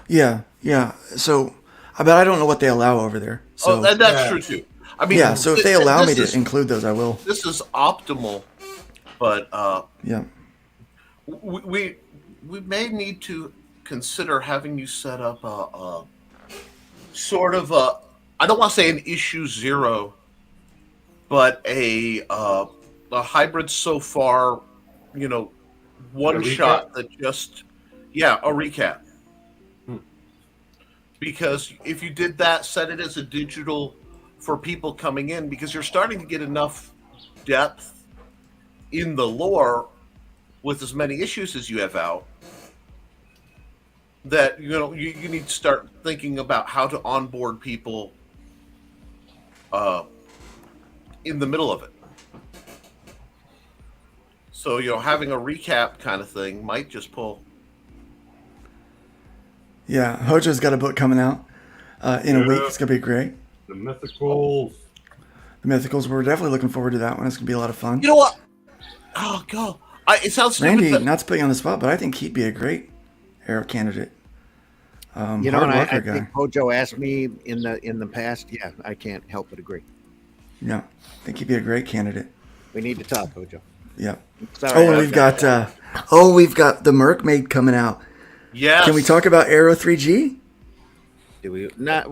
Why take anything away from your campaign? It's not. No, because it all adds to it. We've got a little bit of time yet. It all adds to it. Yeah, I'm excited about Arrow 3G. Let's just say we're starting a sub brand for Arrow Comics, and in order to distinguish the family-friendly books from the books that aren't.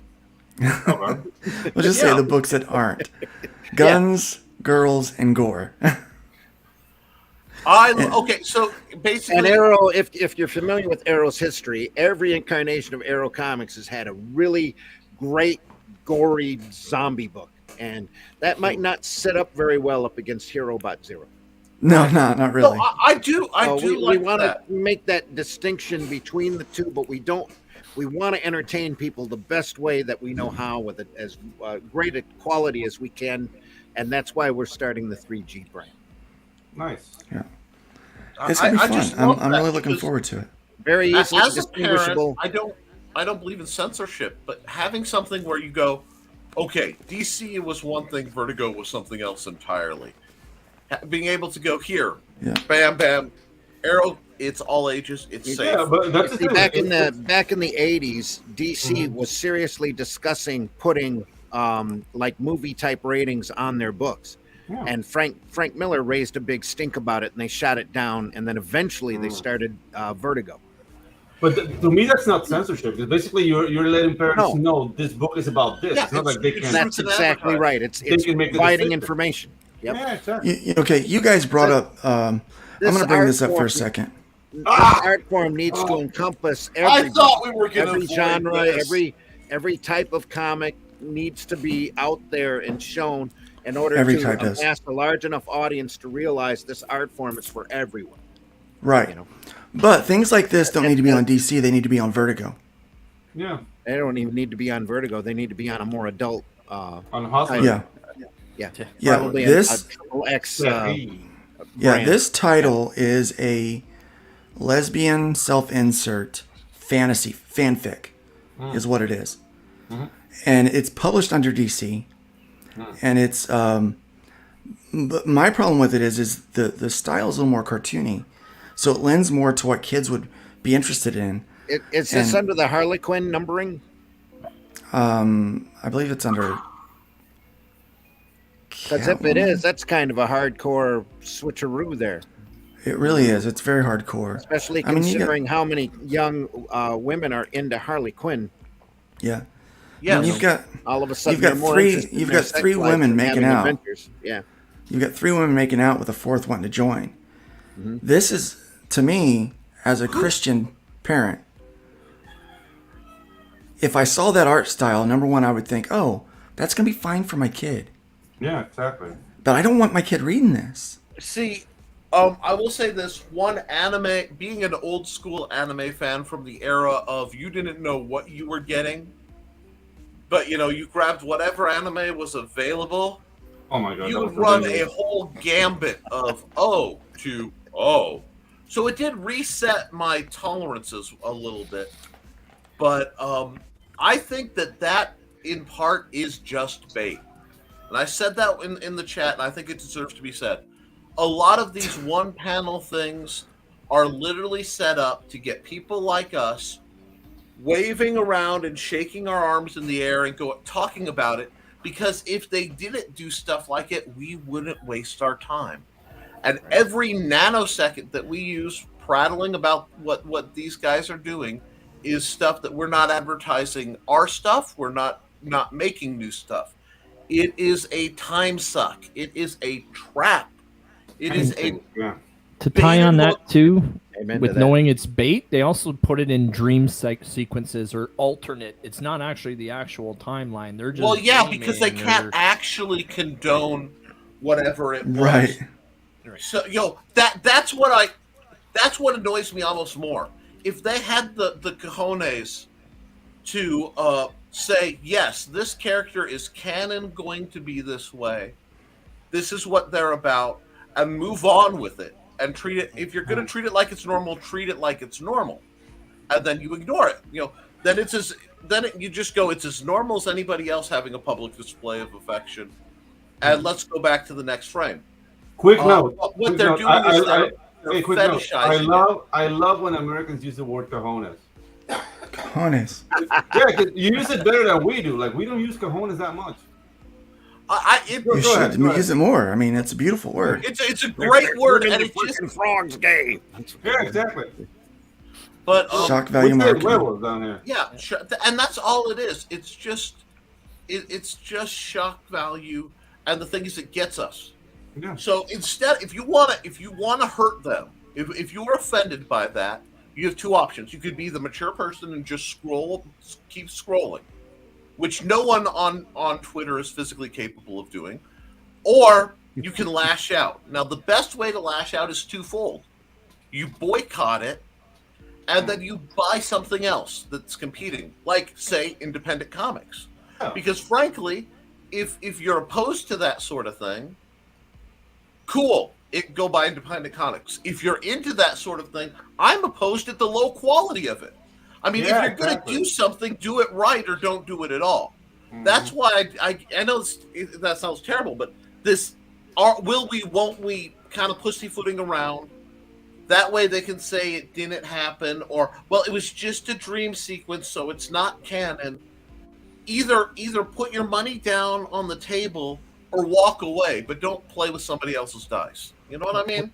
Well, you'll be happy to know, Nick, I haven't consumed anything since 2018. I don't care what DC, Marvel, or any of them do with any of their properties. I'm just not looking at it anymore. I'm strictly indie now.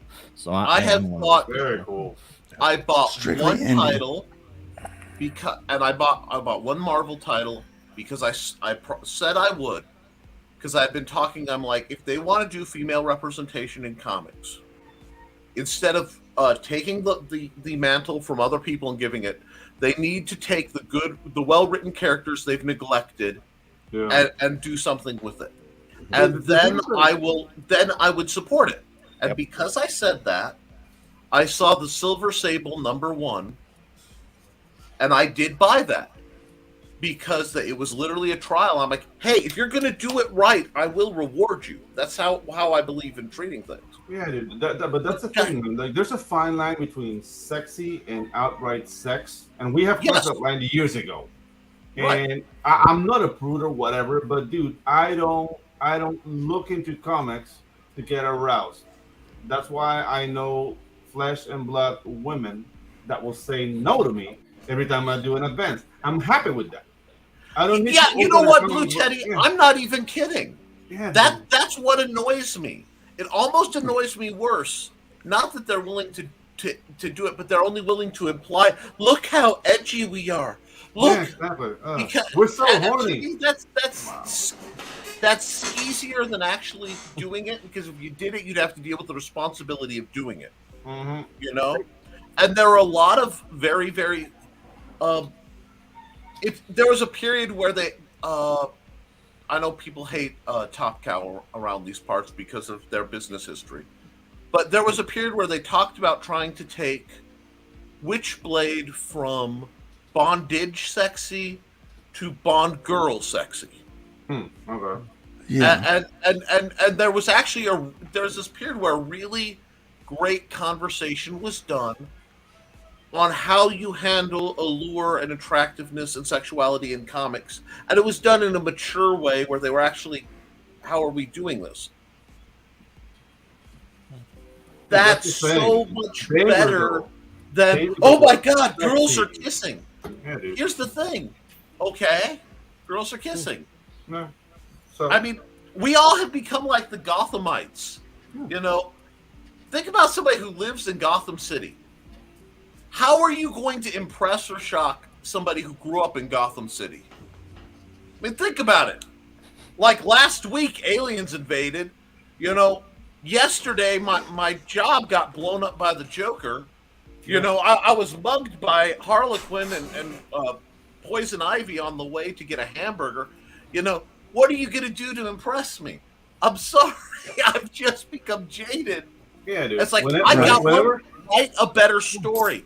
Because I read Strangers in Paradise years ago. And that had female romance and intimacy. And it was handled masterfully. You can do it. But this, it's like listening to teenage kids trying to talk about sex when they've never had it, but they're all lying to each other that they have. I don't know what you're talking about. That's what it feels like. Go like nudge, nudge, wink, wink, say no more. Yeah, and that's the thing. Like whenever I see two women kissing, they're not kissing me. It's not my exactly. problem. It's like they have found most of the time they found what they're into. Nod and smile. You know, I'm happy for them, but keep on bopping. Yeah. Shouldn't be that big a deal. But hey. And I do love the not for wussies. Yeah, I mean, do what you want, right? That's kind of my motto. Do what you want. I'm kind of laughing because my title. What you're seeing is tolerance versus condoning. Yeah. I believe in actual tolerance. I tolerate, you do what does to you as long as it doesn't hurt me or anybody else, and everybody's consenting. I don't care. But don't make me say I like it too. I'm gonna check out if Cojones Comics is registered. Do it. Because I'm gunning for that now. Yeah, that's. I want to see Pedro Ang's Cojones comics. Cojones. Wow. Okay. No. That's how you sell it. That is how you sell it. Is it available? Do it. I'm gonna check out. Yeah. Let me see. We'll do the power of 3 dots. Pedro Ang's Cojones. The logo's gonna have to hang really low. Yeah. Do your cojones hang low? I'm reaching that age, so yeah. Do they wobble to and fro? It exists. It's on Facebook. Cojones Comics exists. God damn it. Sorry. These are the two. You better get it before I do, man. I was laughing about the 2 logos. I was like, I've got decapitations and people getting murdered and a suicide. That's not that bad. I'm not even 3G. I'm still. Yeah, it's not that bad. No. Yeah, no, that's not 3G worthy. It's Star Wars level violence anyway, right? That's awesome. No, I'm just laughing. Yeah, but there's a need for the 3G distinction on there. We want to do some more adult-oriented books, and like I said, stacking those books up against HeroBot Zero, I think there needs to be a distinction. Yeah. And some of the more all ages products that we do. But yeah, looking forward to that. And the Not for Wussies designation there has been with Arrow since the Dead World started as an Arrow comic. Yeah. It was always the mature readers just seemed kind of tame to put out there, but Not for Wussies. There we go. That's it. So we're carrying that tradition on over as well. Yeah, cool. Which is great because I love that stuff.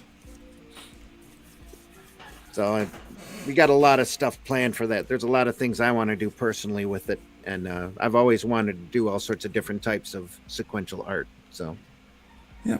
And here we go. Looking forward to that. I have a zombie property I want to show off one of these days. It's very unique. So, let's see. All right. Editors. Let's go ahead and get back to this.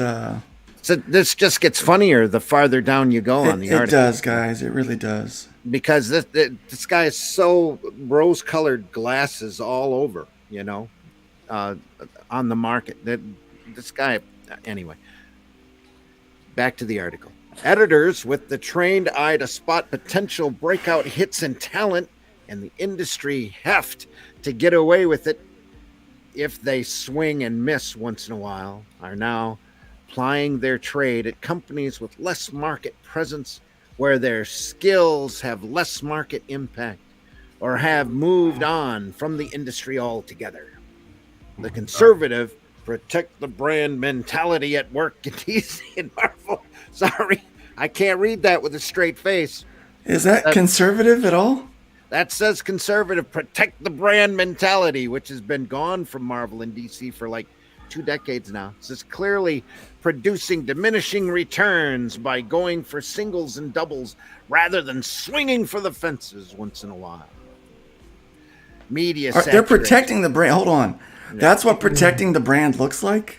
That's their idea. That's, again, rose-colored glasses. They haven't been protecting the brand for years, and I think the big turn on that was the Captain America, where he said, Hail Hydra. And Get out of here with that. Yeah, dude. I don't know. Like that's thing, protecting the brand. Yeah. Right there. Yeah. I mean, if they were protecting the brand, they wouldn't be firing people. They would be executing people. So get out of here with that. Right. For legal reasons, YouTube, that was a joke. Yeah. I'm literally qualitating that. That was a joke. It's a joke, I think there's guys. been a concerted effort up there at the big two companies to destroy the brands as much as possible, especially the icons, as much as they can get away with it, to degrade and erode and water down all of these great iconic characters that have been around for years. Instead of creating something original and new, you want to swing for the fences, do Watchmen. You know, Right. you want to kill the brand, do Kingdom Come and Killing Joke. There you go. Okay. Do Watchmen again. Make your decision. Okay. That's my opinion. Woo. Media So- saturation. I don't know what's going on, but I just noticed we're having a little trouble with our Indiegogo link. It's not working so well right now. Oh no. So It might be your internet. Let me run up I don't there know and about see. that. I'm popping a new link in there. Let's see if this one works. Yeah, we're having a little bit of trouble with it. Yeah. I got it here. It uploaded. Okay, good. I got it here. It uploaded right. It could be so many people are looking. It reloaded. Okay, you're still Right, at yeah. 3 backers. Yeah. Yeah. Well, Might be. I was trying to tweet it out, and the link wasn't working. It kept coming up with a 404 page. So, don't know what's going on there. It's right here. It's right here. Oh, I Get just the word got out. my email of the Unless they're in I the have someone process involved of in shadow the banning it outfit, as we speak. Yeah. Yeah, dude, no, you got 3 backers right here. I just Yeah. opened the page. So Yeah, cool. that's what I Boy, got. I'd like to see 5 backers before we close out Yeah. the stream. yeah, I mean that would be. I would like to see. I'd like 10 to see backers. 10 backers. Yeah. Yeah. I'd like to end out the day with 20 backers. Hey, what's up, 24 hours? The whole day. I don't see, man. Yeah, Yeah, 25 it's good to see backers on the first day sure would be nice. Yeah. But I think You we're know, in an I- age where too much tolerance leads to what happens to comics in the first place. I do think too much tolerance has led to just total acceptance. well, There's the a- problem is it's not tolerance. We get the word tolerance lost in its meaning. It's not tolerance is not forced conversion. Tolerance is not agreement. It's like Right. if I don't, I grew up next to Chicago. I grew up very close to Chicago. There are people who will lose their stuff if they see you put ketchup on a hot dog. Yeah. Most people Right. tolerate it. They can look at you and go, that's the wrong way to eat it. But Yeah. they tolerate it. The difference becomes when you're trying to force everyone to agree to like ketchup. yeah. You can't do that. You cannot add a moral either way to any number of things. Like, if we're going to say that it's not a moral decision to have a certain preference, Yeah. you can't say it's a moral decision not to either. You know? Dude, you just reminded me of Clint Eastwood. Like, who puts ketchup on a hot dog? Yeah, well, yeah, and I'm Yeah, not. I like to use that and the pineapple on a pizza as because I want people to think and not hit the pre-programmed response. Because really, if somebody's into something you're not into, again, as long as everybody's adult and consenting, it's none of your business. I'm going to sound real libertarian now. Yeah, But None of your it's none business. of the government's business. It's none of your corporation's business. Wherever you work, and it's none of your business. And even likewise, though this environment benefits me, and I'm going to be completely honest with it. I hate that people use tolerance as a shillelagh. Yes. Like a club, and just like and that's submission. It's like, dude, that's not tolerance. That's sticking a label of tolerance on forced compliance. Because it's not even agreement, it's compliance, And that's horrific. You just can't. I will tell you guys a horrible secret. The threat of violence will never actually change someone's mind. No. Be it, to use some modern terms, be it social violence, be it, physical violence, be it, what from some definitions, shadow banning and blocking people could be considered, a digital form of violence. If you want to use that kind of term against certain people, you can have it used back against you. But the difference is the rules are the same for everybody. But here's the difference. Nobody that I know that would be shadow banned by these people would ever say that's violence. No. They would sooner eat a frog. It's consequence culture. And actually, I do eat frogs, so never mind. They would sooner eat a slug. Wait, people eat those too. No, people usually eat snails, not slugs. Snails. Oh, okay, all right, slug. Yeah. Crickets. It all ties into a bigger picture where, like, the mainstream and the corporations know they're generating garbage, but they want people to keep consuming the garbage. No, that's not what it is. That's not what it is. The larger corporations up there's a great history about how we got to where we are now, and one that I could get into in detail. But they aimed for diversity, and they ended up picking up a bunch of people who didn't understand the art form, because they checked a particular box when they brought them into the corporate, and then they decided to try to understand the art form, and they got a very bad misinterpretation of it. And now they're dedicated to tearing it down as much as they possibly can. They think that they're doing self-inserts and self-expression and all this, and all they're doing, they don't understand what superheroes are about. They don't understand why what Marvel and DC has been selling for the last 30, 40 years, and they're doing what they want to do.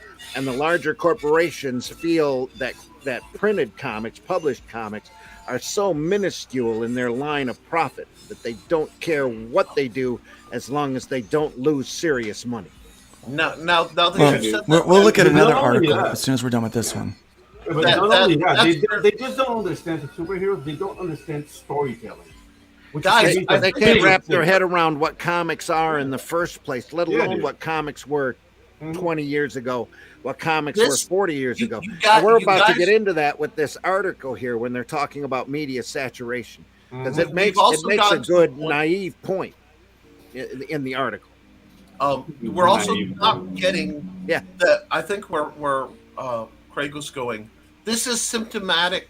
We're looking at how comics are acting because it's the focus of the show, but this is not. This is a symptom. Yeah, this is not the cause. Oh yeah. And when you take it to the macro scale, it really becomes an erosion of concepts like what makes a hero. Yes. Because a hero is somebody who does the right thing, despite it. There's a term called honor. You don't hear it a lot. Yeah. Mm-hmm. Being honorable is maintaining a set of ideals when it's inconvenient, unprofitable, or dangerous to do so.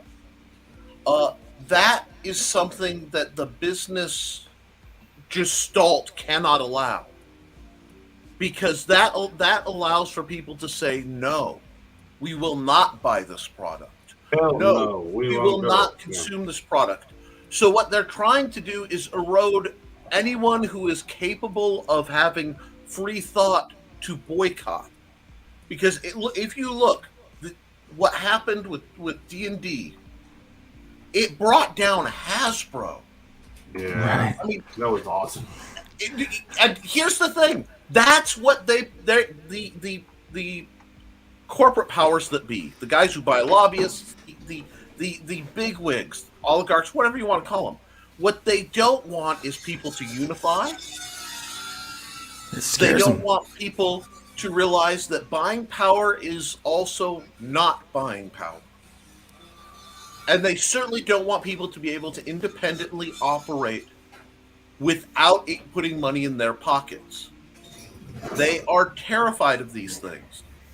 And every major media source, every major product production, every major service, whatever, is geared towards keeping us towards that status. No, it's so much bigger than comics. But comics is a place where artists and creatives and scoundrels and the oddballs tend to condense. We collate here. We find comics is one of the few places where you get writers and artists and graphic designers and game designers. And all these people are tied so close to comics as a media, as a way of expression, as what I believe to be one of the highest forms of print media is sequential art. Now, we may use this sometimes to tell stories about guys with their underwear on the outside punching muggers or whatever, but it is the one art that combines visual art, written storytelling, and a language all of its own. This is something that's very, very special, and it's inspirational. And they don't want inspiration, because inspiration promotes thought, and thought leads to critical thinking. And the one thing every major company does not want is critical thinking. They want us to be just smart enough to push the right buttons, to do what we do, and then go home and watch, corporate approved sitcom 246 with the same jokes and a laugh track to tell you when it's funny, and then go eat the same food that's been made wherever. I'm sorry. Right. It's just, it turns out that one of the lines of creatives, one of the weird places where creatives have started making a stand and saying, no, we go no farther, is comics. And if you're making comics sound like Tortuga Island. I like it. I love comics, and always have. And here's what I loved about comics: it was a place for all of the geeks and weirdos and dreamers and the gays and the straights and the this and the that's to all have a place, Yeah. And I think there should be a comic like that for everybody. Everybody should have their thing. But you shouldn't try to politicize this stuff. No. If your book needs to be political, let it be political. Those books don't normally do well. People want some escapism. But when you're dealing with these, Billy Eichner, a very funny guy, comedian, homosexual, decided he wanted to make a romantic comedy for gay people. Because there wasn't anything, and normally a lot of the gay media is just, when they're not really portrayed in a very positive light, like normal people. They're normally weird or sexed up or weirded out. They're not like normal, right? Yeah. And so he's played gay characters quite often. He played one in Parks and Rec, and it was a very normal. He was a weird character. His sexuality seemed very normal compared to his kind of weird personality quirks. And the way he approached his sexuality in that show, the way the writers did that, seemed very normal and just, it was what it was, right? Look at Brooklyn Nine-Nine. Right. I mean, that's another example. When we stop fetishizing homosexuality, asexuality, the different spectrum, because I believe people are into a whole lot of different things. When we stop fetishizing, it's none of my business. It's none of my business. Just go, okay, it's happening, let it happen. Yeah. That's how you get better stories that address it. Yeah. But I've not watched the movie.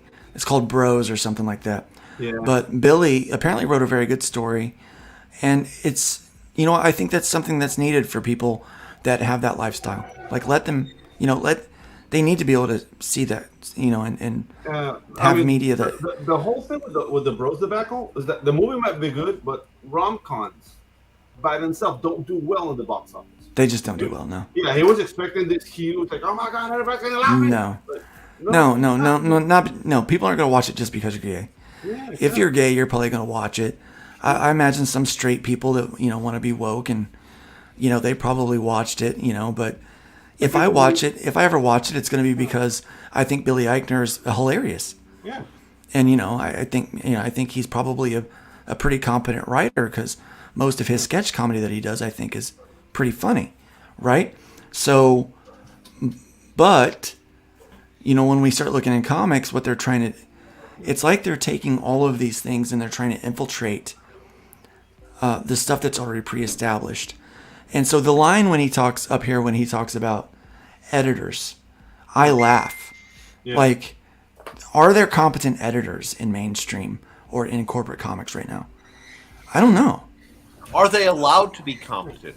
That's the other thing. And to close the last point, I'd rather be mauled by a bear than watching a rom-com, whether it be gay or not. It's right. Not the type of movie for me. Yeah, it's not that it's two guys or two women. It's just a rom-com. I mean, come on. I don't want to watch another Julia Roberts movie. No. Richard Gere, I could care less about. These rom-com. Sit through in order to make the girlfriend happy, so that you can test. Right. Yeah. Right. You know what? If I will give you guys one that you could watch and actually enjoy. It's called Lost City, and it came out recently with Channing Tatum and I did. Yeah. Bullock. I did watch that one. It's a lot like Jewel of the Nile or Romancing the Stone. Yeah. It had a lot of action in it, yes. It's comedic and it has romance, but it's not a rom-com. And Channing Tatum is not the coolest guy in that show. No, Brad Pitt by far. Brad Pitt is like, he's totally steals it in the little time he's there. But and he's given hardly no credit. But the movie, you're right. That movie is funny. That movie is pretty funny. That's the secret: is if you make a good movie, it's not just about one genre. See, when you look at a good comic, it may have superheroes, but I also want to know: are they actually like Batman? Should actually have to solve a mystery to some extent. He's the world's greatest detective, maybe. Shock, he may have to detect people. Yep. I did like that about the Batterson, the Batterson movie. Is that he? Isn't it neat, though? Yeah. Is that he was the detective? Like he actually played the detective in that, and it was very interesting to watch that. And so I feel like that was pretty reasonable. But yeah. So their other point here is media saturation. Yeah. That. You might think that superheroes' decade-long domination of the box office, television, and now streaming could only help the sales of the medium of origin. And sometimes it does, as when publishers coordinate the releases of archival material with new seasons of hit shows or movies. DC and Marvel. That's the problem. They're losing. They're not making as much money now as they used to. It's because they stopped relying on the old material. Yeah, that's the whole point, and they can't wrap their head around it. Well, neither can this writer. The stories of the early 2000s suck, and they may have taken the classic origin stories. They were great. They retooled different things, but they're running into a line where the well is now at a level that it's tainted. It's like there's a chemical floating so far down, and they were getting from beneath it. It's fine, but as it's gone down, now you're getting to like the gas on top, and you can't. It is possible that Bros did pretty good considering that. What is it like? Between 2 to 5% of the actual population, is actually homosexual. No. Like it's a very small percentage. It might be bigger than that. It might be like 13% by now. 10 on the high side. It's kind of a nice and, idea. And 1 or 2% of that are transsexuals. Yeah. Mhm.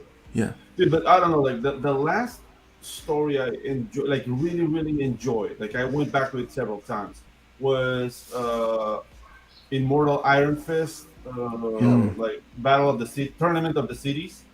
Okay. Dude, that was very fun. That was like 2006, 2008. Mm-hmm. And it read like a freaking kung fu movie. Like the punches had names. It was an awesome book, but that was like the last time I said like, hey, I really enjoyed a mainstream comic book, and it was so long ago. Like I just tapped out. Like, I can't do this. You have those flashes of creativity, but they're fewer and farther in between anymore. Mm-hmm. Well, I think the space between them is getting worse and worse. With the mainstream, the lower grade titles, because they don't, I hate to say it, but because they don't have the that's the mainstream, buddy. Yep. Right there. The Marvel and focus, DC aren't mainstream. that's where you find better written stories. Before I abandoned the mainstream comics myself, it's like for a long time Green Arrow was written better than Batman's were, because there wasn't the pressure to write it a certain way. The pressure was to tell the story of this green guy running around shooting punching arrows, or learning how to use a compound instead of a recurve, and there was like a story and layered plots. Have you noticed plots have gotten more and more monolateral in main, and not just comics, in TVs? It used to be like you watch sci-fis, you have a major A plot, this is what's going on. Major B plot, this is what's going on in the background. A little bit of a C plot that's going through the whole season. Now it's one little plot. Can you digest this? We're telling you that these people are good, these people are bad, and there's no other depth to it. Well, it's like they don't trust the audience to be intellectual. They don't. And I think they've been custom building an audience that isn't. Shorter attention spans. They dumb it down too much. No critical thinking, because that's the audience they want, because those are the people who will buy things on impulse and work crappy jobs and not try to get out. Yeah, they're not even looking in that direction anymore. I prefer they're looking complex at who is stories. the most pliable. And that's the younger audience. So they've dumbed down a lot of these books on purpose to try to appeal to a market that doesn't buy them in the first place. That's why the market is shrinking as hard and as fast. The kids going into comic shops now are looking for the new Funko Pops a lot more than they are the new Marvel and DC books. Magic or the new Pokemon cards are going nuts right now. Gaming is taking over. They've over. Well, they've had to, because the retailers have to pay their bills, and they're not doing it with substandard comic product. No, they're doing it with collectibles and games. Yes. They don't even make. I'm going to tell you, they don't make it with Magic, because the overtime, with the card games, the expected price support and how little they make on markup on like the Magic cards and stuff, they're not making very much at all. It depends upon your region. There's one or two major outlets in every major city that's probably paying their bills off of Magic, while everybody else is struggling. They're the ones that are holding the regular tournaments and that are doing the presentation parties or the premiere parties. Right. When the new packs come that out. only works for the very large ones. Yep. And even from what I've talked to them looking into it, that's why the game shops are drying up just the way the comic book shops have. Yep. And that too.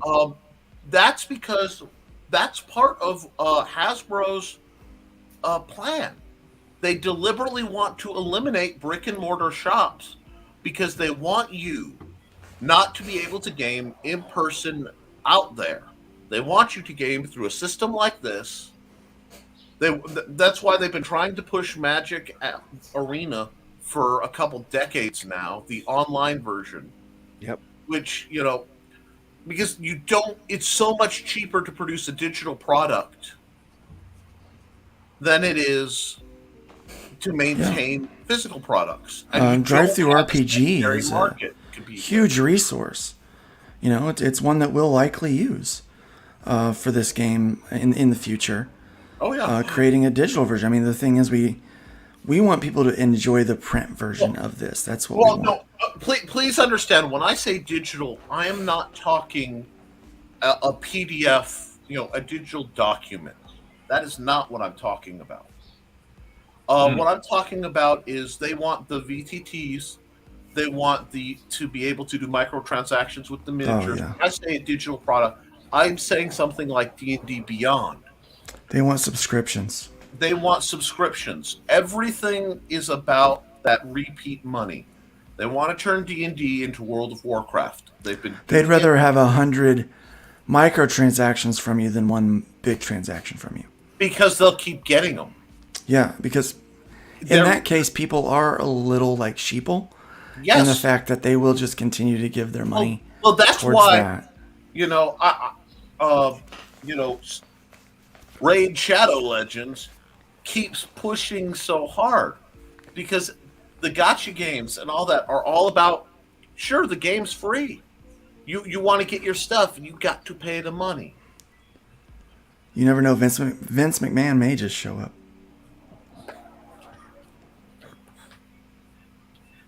We know one person that won't, though. There's one person that won't show up. You guys won't show up. For it. Cherry. Yeah. To be fair, he didn't. I am this close to. You know what, Luke? Send me a screenshot of that chair at some point. Sure. Because I want to put like the anime uwu face kind of thing on the chair. Because it's like. Do you draw the Flintstones naked? There's a market for that. Like, I had this crazy idea, and maybe I'm wrong. Maybe I'm full of, insanity. But if you make a good product and you put it out there, you should make money. You should have to chase clout. You shouldn't have to, sell out to a bunch of people. You should be able to do, if the product is good, the market should accept it. You do have to advertise, but it seems like people keep going after the people who've made big money, not to study what they do, but to hope it rubs off. Money is not contagious. People get rich by not giving it away. And there are so many people go, oh, please, please, Mr. Rich Man, be my friend because maybe I'll get money for you. But Luke. Oh, go ahead. Go ahead. Like with Reach, and I've heard this said before. Like you could create the Mona Lisa in the desert and try to sell it to no one, or you can do stick figures and try to sell them in the town square, right? Like exactly as we're trying to do with Arrow, you're reaching out and branching out and picking as many options that will get you as many eyes as possible is the right direction to go. Putting yourself in a vacuum or an echo chamber, like you're limiting yourself, and eventually you're gonna I think focusing strictly on Diamond, or even one of the other options as your sole distributor, I think it's foolish in this. Yes, current. Anything is a bad idea. Yeah.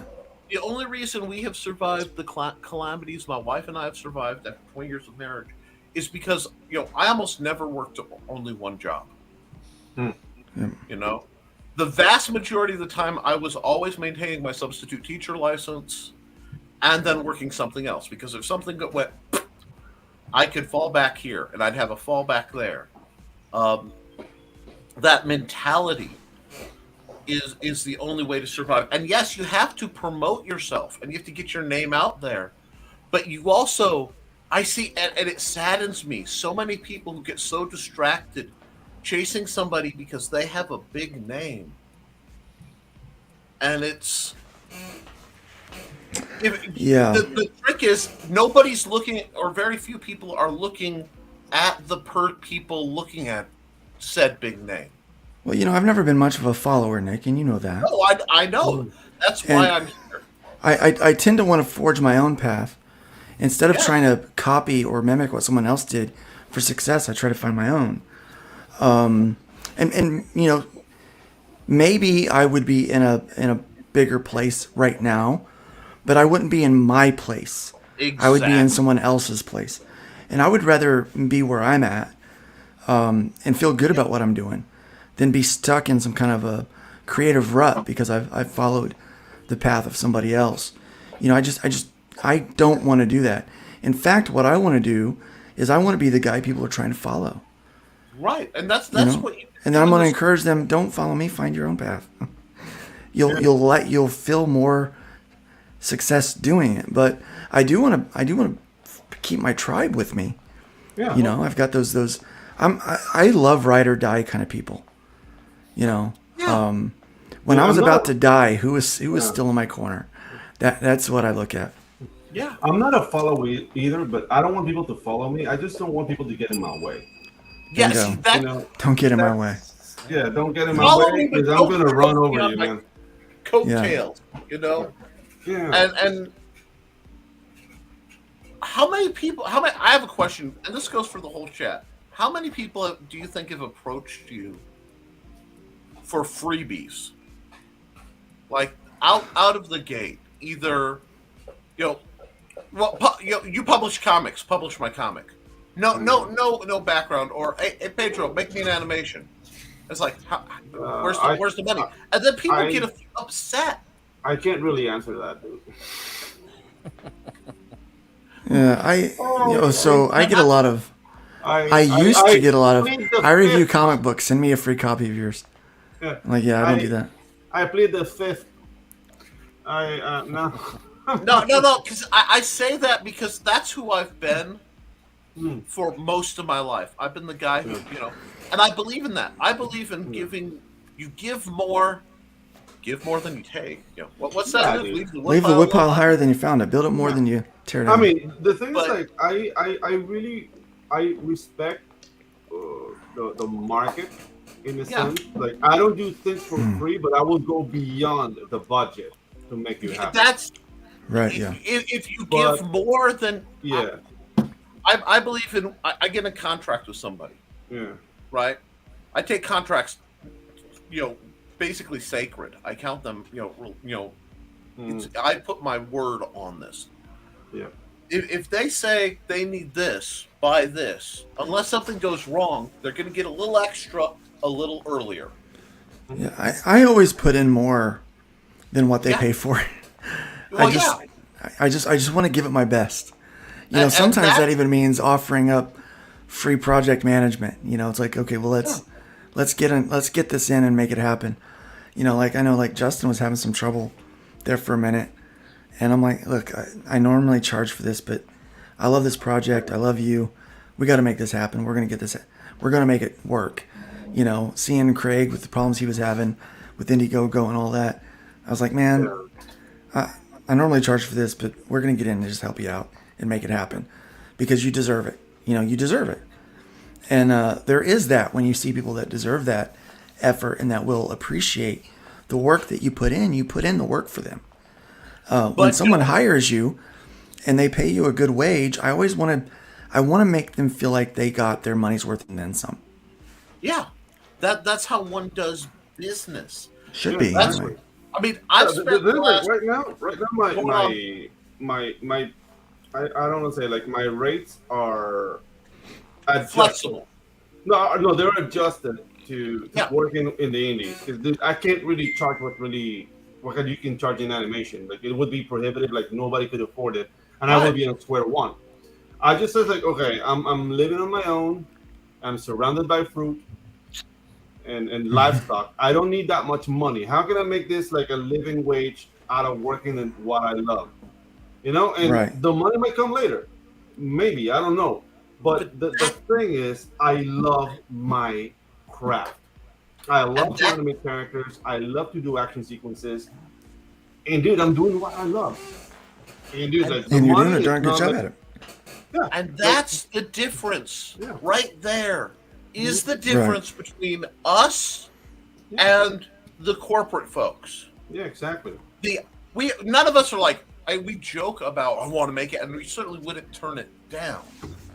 No, but we just want to be able to make a living wage, doing what we love, And hey, if we do it right, we can help people out. I think if I'd really would have pursued this in my 20s. Yeah.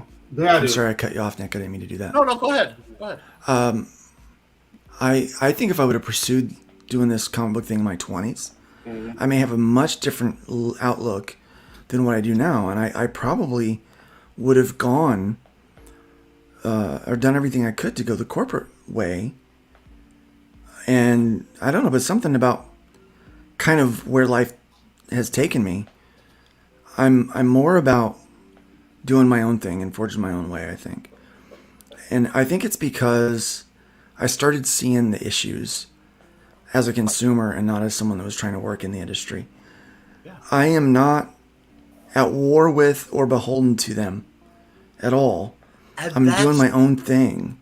That's what terrifies people who use attachment as a means of control. Right. You know, I went out for a walk Sunday. And I'm like, wow, no traffic on the road. Hang out with my kid, we go for a long walk, have a wonderful time. Come back, like, really, that's weird. Because, you know, it's not a busy stretch, but you can see the highway, and nobody was on the highway. I'm going through my day, and I'm talking to my wife. Well, yeah, it's Super Bowl. Oh, yeah, that's a thing. That's a thing. You know? Yeah, I think Russ is right. Yes. There is a serious lack of respect and love for the medium in the comic book industry. Yep. Which is why we're having these conversations, because everyone on this panel and most of the people that watch this and even watch it in replays, they absolutely love comic books as a medium, as a way of telling stories. I didn't get into comics so that I could be a screenwriter. I didn't move from wanting to be a screenwriter doing comics because it was easier to make it there. There was this phenomenon where there were secular bands that decided to take on Jesus music because it was easier to get signed as a Christian band back in the 90s and 2000s. Yeah, I remember and that so they time. started doing that. MXPX was one of them. And as soon as they got enough notoriety, they left the Christian label behind and they went full secular. Right? There were people that did it, Christian music, because that was their passion. And I'm kind of like that with comics. I do comic books because my passion. I wrote Hybrids as a comic book. Of course, I wanted to expand it later, but its intended medium was always a comic book, with the expectation that that comic book could be adapted to other things like a game and animation and a card game and a board game and a video game and a TV series. That was the idea, but comics was the core behind it. And well, for instance, let's get back to this article. So he's talking about media saturation, and he just mentioned that the publishers coordinate the releases of archival material with new seasons of hit shows or movies. It says DC and Marvel have charitably not been great at that. When DC announced a potential Authority feature film with James Gunn, big reveal last week, collected editions of the original Wildstorm series were not only out of stock, they were totally out of print. Oh, man. Why would they do that? But compare that to Dynamite. They don't want to make money. Yeah, Dynamite, when the boys omnibuy, and they are ready, even for the rumored new season or spinoffs. They've got those books printed and ready to go to stores because they anticipate that announcement is going to draw people back to the books because they have a love and respect for the medium that the books with the stories were originally told in. They did the same with Invincible. Yeah. Lack of coordination between marketing and Gunn is what it is. Gunn was just making announcements to stake claims. Exactly. But doing the Authority, I think, that to go off topic again, it was a big mistake by Gunn anyway, because it's going to be compared, just like Marvel was afraid of Submariner being compared to Aquaman. The Authority is going to be directly compared to the Boys as a second-rate imitation. Yeah, absolutely. That's the way the public's that's going to thing. perceive it, and I think that's one of about 4 or 5 announcements that Gunn made. I thought were bad ideas. Yeah, and the thing that Warner Brothers is feeling like a headless chicken. Yeah, I mean, they didn't have the stock of the books because DC Comics didn't know James Gunn was the authority. You also have to keep in mind that the people that would have done those reprints and made sure those omnibuses were in the stores, were all fired a couple of years ago. Yeah, probably. Right. Yeah. Just gone. Well, I mean, there's major cuts, and we're going to talk about cuts here in a little bit as soon as we finish up this article. I was going to say the bigger problem is that more. Hollywood Go ahead. comics haven't been in sync since the 80s, like going back when Aliens was in theater and Predators and Batman 89. That was when you could see the movie and go in the comic book store and then get an extended tale or something else that was in the same universe. But like even when Iron Man was in theaters, you went in the comic book store and they only had Ironheart, you know? Like, Yep. All that, in fact, Marvel had gone out of their way to make sure that any of the icons that got made into movies were completely replaced in the retail shops by the time the movie came out. And that was a huge mistake on their part. No reprints, no nothing. Well, you got maybe an occasional reprint here and there. But for the most part, anybody walking in off the street into a retail shop looking for that Iron Man or looking for that Captain America or that Thor that they saw on the movie screen were sorely disappointed with new material. We hear you, Randy. Speaking of new material, I want to play this trailer again. We've got new material live right now on our campaign. And we are sitting at still 3 backers, but $211. Somebody increased their pledge. Thank you very much. I know who you are. I see you. Check out this trailer. This is a double feature. We've got multiple books. There's so much stuff that you can get on this campaign. You can even, as add-ons, get all of the original single issues. If you're missing one, you can get one. They're not even in packs. You can just get an individual issue. So they're all as add-ons on here. We've got all kinds of stuff. And as soon as we hit those stretch goals, you're going to have some nice new trading cards. And if we do well enough, we'll add 3 more and have 9 total trading cards here in the future. But here, check out this this trailer. Lockdown Games and Luke Stone Studios presents Hybrids, the role-playing game. This core rules to the new Base Plus 2 game engine allows you to design your own character and create your own homebrewed adventure, complete with charts, maps, and every resource needed to dive right into the Hybrids universe on your own, or continue where the quick play left off with a brand new module.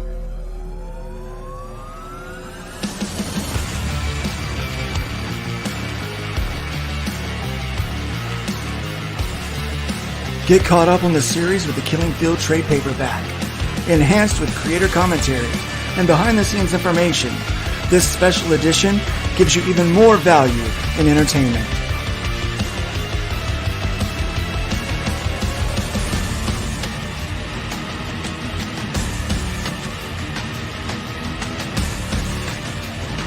All this and more on Indiegogo. All that and more on Indiegogo. So Guys, check that out. I cannot wait to see this game get in more people's hands. I know. Because I know you guys are thinking, a lot of people are going to go, oh, this is just a tie-in. It is so not. Luke and I spent hours to make sure that the world building is right. There are pieces that Not hours, months. Those hours tabulated quickly, man. Yeah, they really did. I mean, it's months of real time, not like months calendar time, months of time on these on streams like this, off, not broadcast, going, okay, how do you want this? You want this set up this way. Let's make this go. How do you and notes and huge, before we go any farther, I want to put a huge shout out to Beth because, and I mean this in the highest praise, she was the biggest pain in my butt. Yes. Because she was assigned to edit from the perspective of somebody who knew nothing about gaming or comics. So she asked a lot of very hard, sometimes annoying questions. And I'm not saying that they need to be asked. That's what happens when you're setting up and playtesting. Well, yeah, because you get in like the industry speak. Well, you have industry speak. You have, one thing she asked me, what are these numbers? Well, that's the type of ammunition, so many rounds, .223. Well, we need to explain that. Does that need? And it's like, yeah. And we'd have these wonderful conversations. Yeah. But this is not just going to be, oh, you want a superhero punch out. Okay. I've done other games with this system that may or may not be coming out. It's beyond my control to do just punch out stuff. This is going to let you build not only just in the hybrids universe, but if you want a modern game system, a modern setting, it is the core of this game is the best modern setting I've seen in 30 years. Yep. Nice. I agree. Because it had to build this for Luke, I had to make sure that the foundation of how do you be a normal person in a superpowered world was executed with extreme love and dedication and precision. And to do something. One thing that you got it right away, Nick. Sorry to interrupt you again. But one thing that you grabbed onto right away with the hybrid universe is that normal people can still be very effective around superpowers. Because that's how I write it. I write it about the people, and the powers are kind of subsequent to the universe. The world was happening before the powers. Yes. And people were able to achieve greatness even before powers. And so that's what we're doing with it. You understood, especially around the character of Danny, that there's this huge lore of, and that we hint to throughout the 9 issues that are collected in those 2 volumes, that he has experienced a lot more in the world than what we're seeing just from this small group of people centered in this old abandoned church. And you got that, and you put that into the mechanics of the game. Without that piece, the adding the powers module just wouldn't work. It would be stupid. Like, it would just be another superheroes punching each other. And it didn't need to be that. It needed to be something that had more depth in gameplay. It had more storytelling elements to it. And you got that. Everyone saw it with the quick play. It was a story. The game, it was all about the storytelling. And so this game, this module, it's all about you, the viewers, the players, being able to build your own story inside of this hybrid universe that kind of lives in my head and that I've been able to put into these 9 issues that we've got so far now collected in 2 volumes. Hey guys, Nick, I gotta head out. You did a heck of a job, man. This is an awesome show. Good luck with the campaign, and it looks awesome. And if you're doing live stream gaming with this, I'm in. I'm gonna back this really soon, man.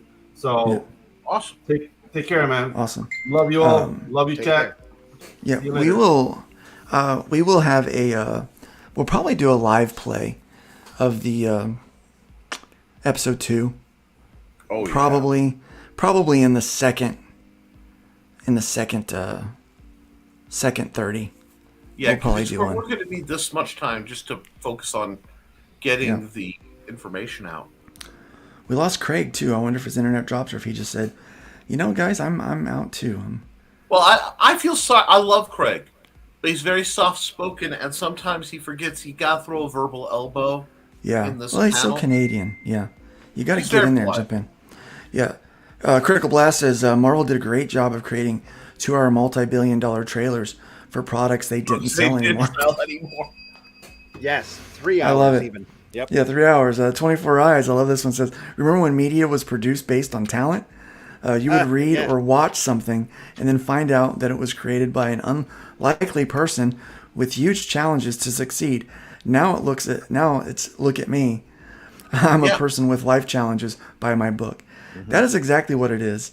We're not trying to sell our books today based on our life challenges, though we have a few. We're trying to sell our books today based on the fact that this is quality entertainment that we have created for you, and we're trying to keep it at a reasonable price.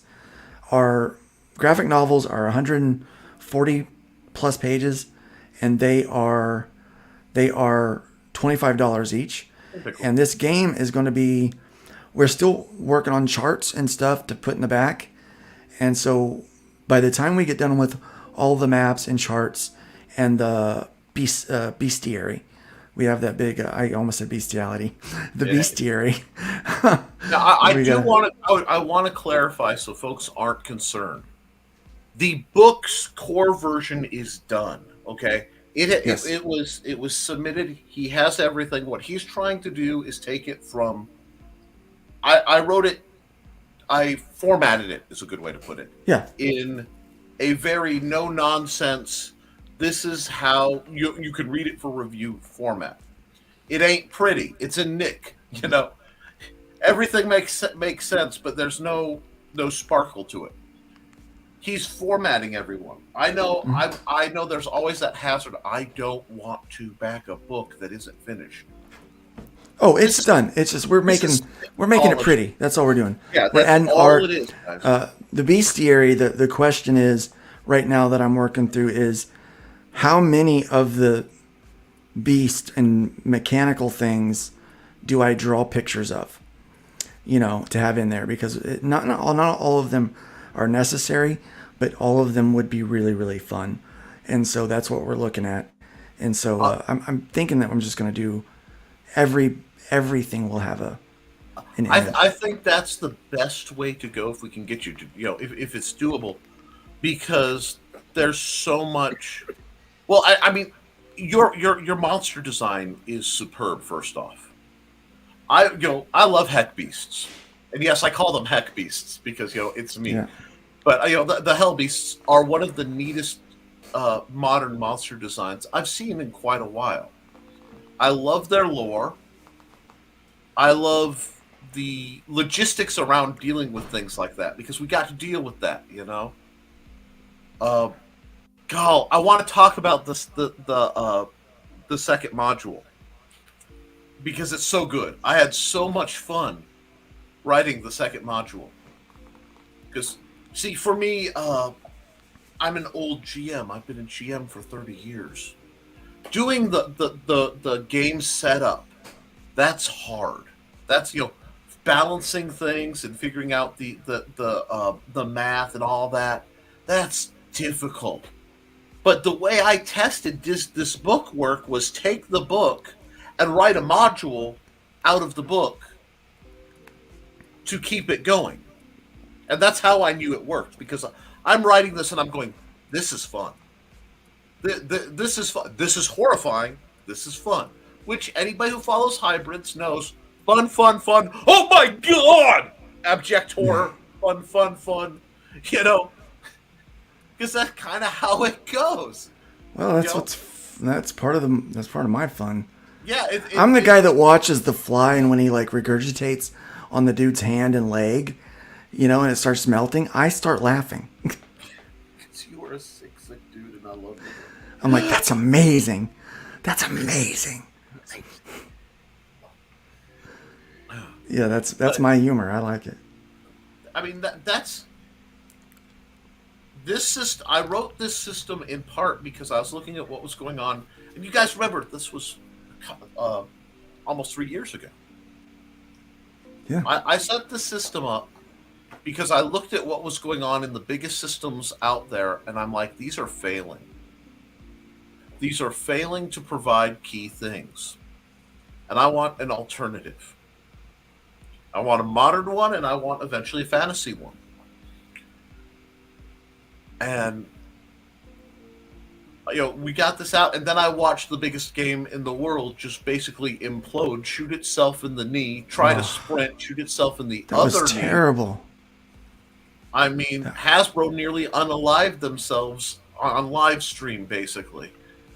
And I want to say, Pixel Trader has joined us. Yes. Welcome, Pixel Trader. Pixel is one of the only people that I allow on the channel that is behind an avatar. If people aren't willing to show their face, they're not allowing on here. But that's only because I have seen Pixel's face, and I know why he's hiding it. Because he's just that beautiful. Y'all don't understand. He's too damn beautiful to be on screen. It will just. He's too pretty. He does it out of kindness to us. Yeah. Really. It's all them snakes in his hair. Yeah. Pretty enough to pull red-headed mermaids right out of the water. Goes to the beach. I'm telling you guys, Nick did a great job on this. It has sparked Lockdown Games, which will officially launch later this year. We will do the fantasy version is going to be next. Nick is working on, and we're gonna. Another great book that we're going to do. Part of the work that we've been doing for this hybrids thing on our charts for our careers and things like that. Many of this stuff is going to be universal. We can play anything that uses the base +2 system can use these charts. So that's how we're trying to build it, which is why we're also doing the bestiary the way that we are trying to do it right now. That's why we don't know how many pages it's going to be in the end. We had estimated that it was going to be 100. But I think that's way off. Yeah, because the images are going to add so much. Yeah, that's way off. We're already over 100, and we're probably looking at more like 150, 160 pages by the end of it, and most of that is charts.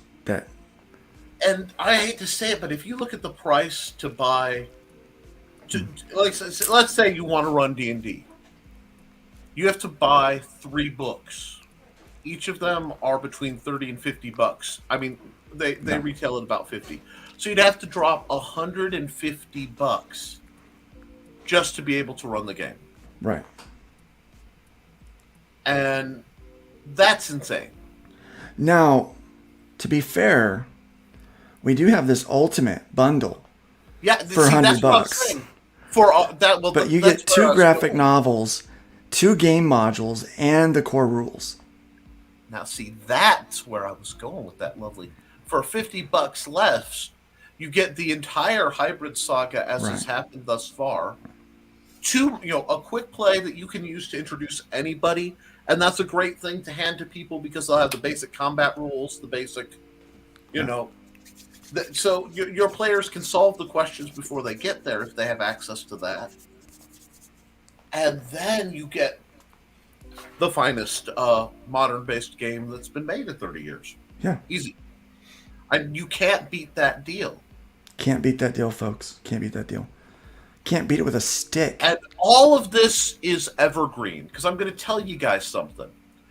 Anybody who reads hybrids, and I love Luke. The answer is Blue Teddy, yes.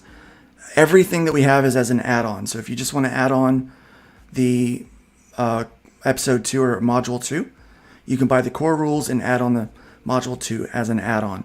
Very simple. It's almost like we want to help people get what they need without trying to shaft them for extra. I know it's a little counter to both what comic and game companies do, but we're about serving the community. And that's what I was saying. It's evergreen. If you read hybrids, when you hit the end of it, especially when you eventually hit the end, because the end of the main arc of what I know about, you're going to go to the first book and start over because it's a whole different. Oh, okay, good. I'm glad we didn't accidentally offend you, Craig. You're going to go back and you're going to see these Easter eggs. You're going to see Face for Radio. It really is kind. He's beautiful and I'm just not. So that's why. Is your game set? Not yet. This is set about building the characters and giving you the pieces to build your own city. Now, when we do setting books, because I will let you know now, assuming this goes well enough to actually be profitable enough for me to talk to Luke about this sort of thing. So a lot of the expansion plans depend on how well this campaign goes, guys, because we gotta make money to do it. Yeah, we do. When I do the fantasy campaign, the fantasy book, I'm going to have the campaign that I started at on Red Valkyrie Presents. A lot of you guys know about Dice Dudes and Dames, Dice Dude, whatever, 3D, and we started Dusk Falls Over Ravencleft Gorge. That is the module I want to have finished as a big module. That and the next one as part of when we get into the fantasy. Now that might take a year. That's just, this is me looking at the horizon. But that would be the start of, I have whole settings that once we go fantasy built up. And then as Hybrids goes on, we will be doing additional books. So, because there will have to be updates because, the characters listed in this version are from this time period. Yeah. There are other time periods. There's another series that's in the Hybrid universe that I'm doing called Armageddon Watch, which introduces brand new characters with a future version of some of the characters you already have met in the first 2 volumes. But primarily, this book right here, you can set it in any city in the world that you want.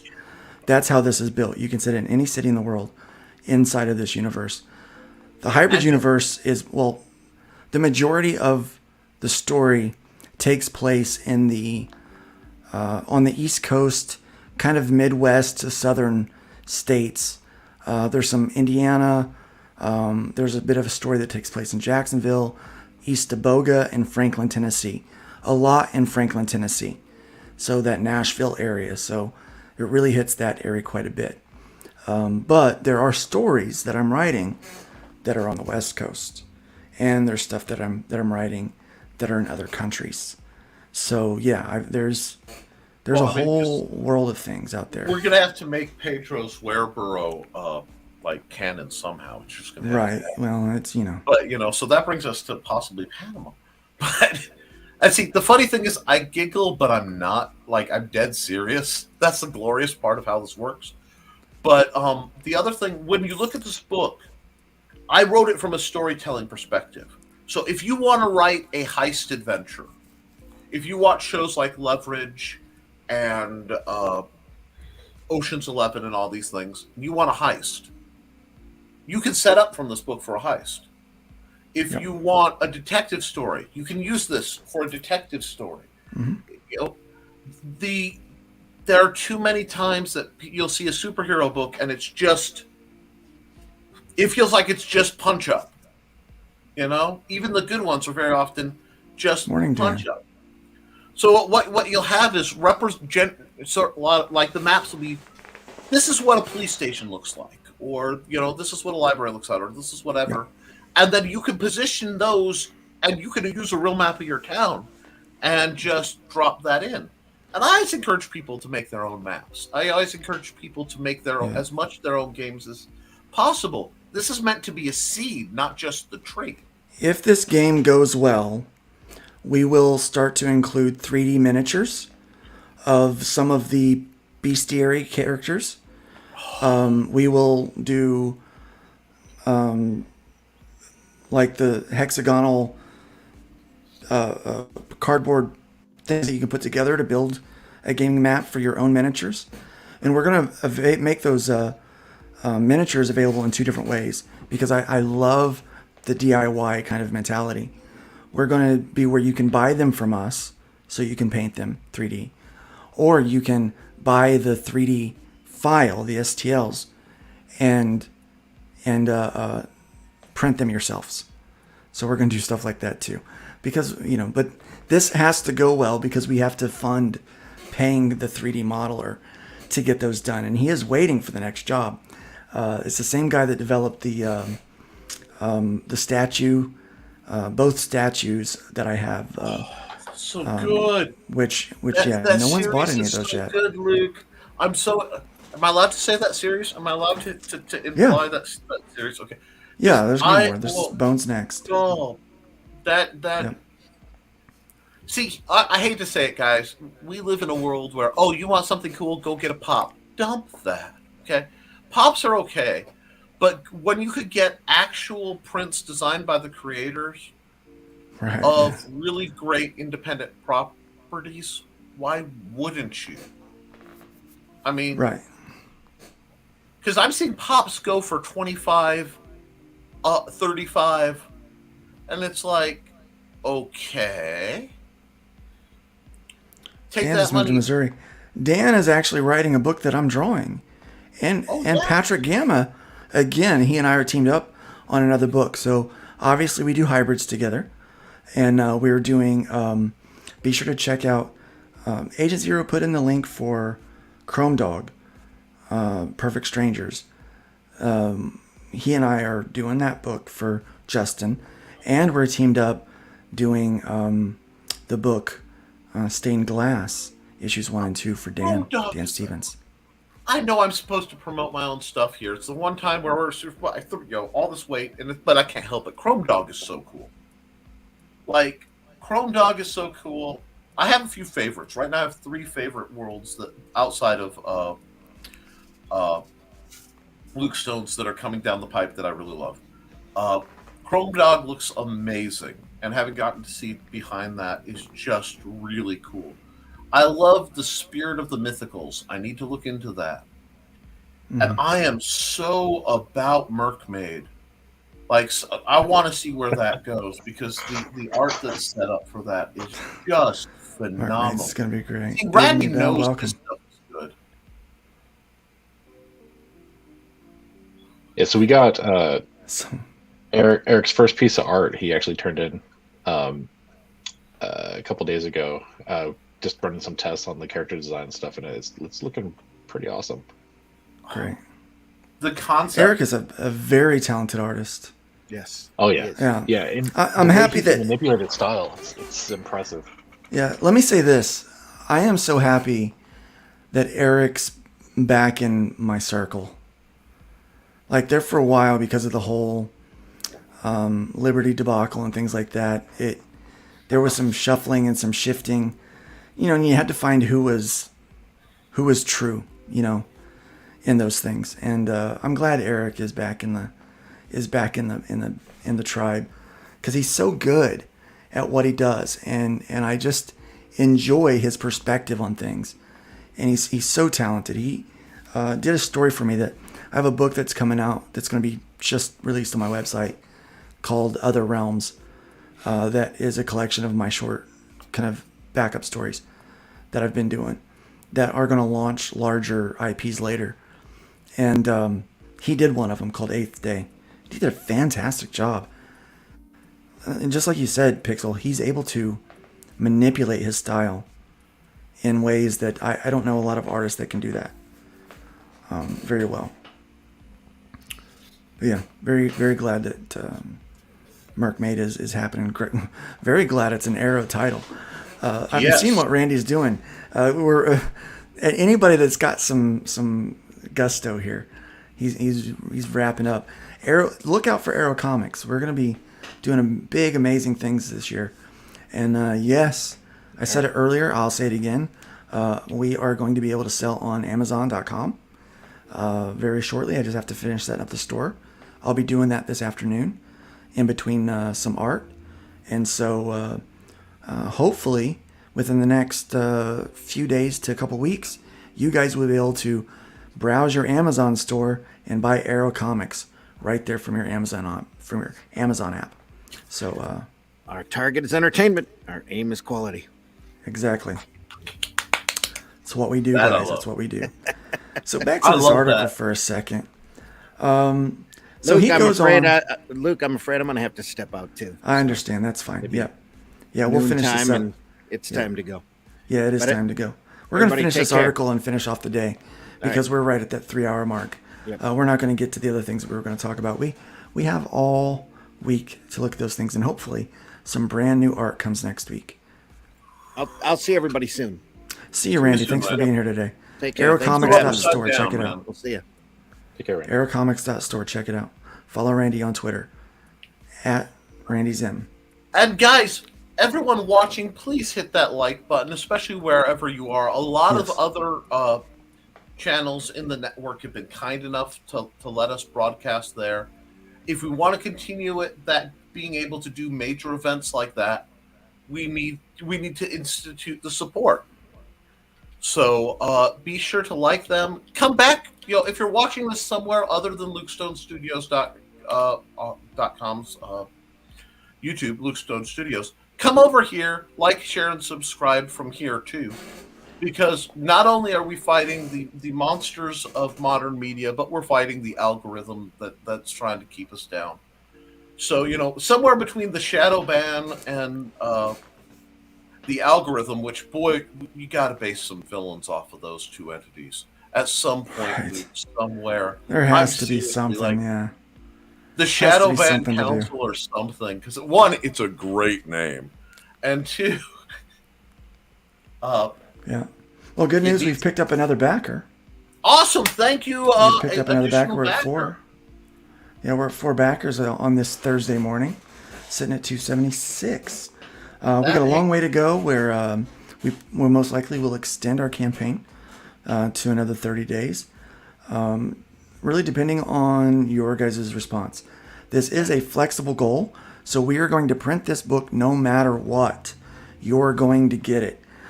Just whether or not we make any money off of it is going to be the difference there. So you are definitely getting this book. All of these books are coming out.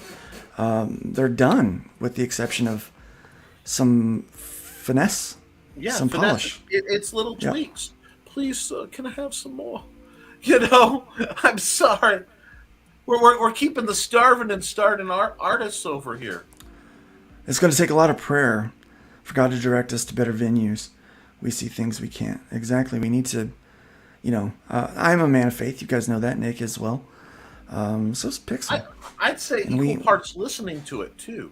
I mean, just listen to the vibe. And welcome, Matt C. It's nice to have you in the chat today. Yep. This has been a Nerd Bacon takeover, a Baconation takeover.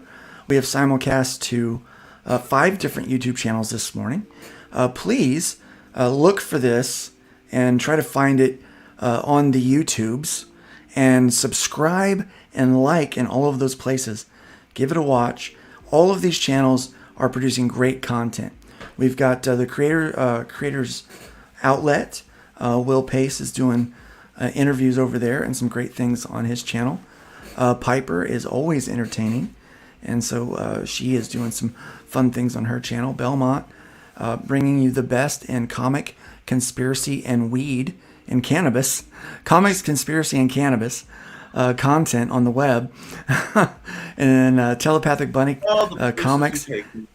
I know, right? And Telepathic Bunny Comics is focusing on writers and improving writing in independent comics, along with a little bit of complaining about the mainstream. Of course, that's what we do really well, isn't it?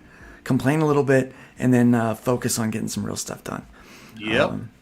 Yep, we like to do that. So, it's been a great day. When you're doing it, you're allowed to. See, I believe if you complain and you don't offer a counterpoint, you're just whining.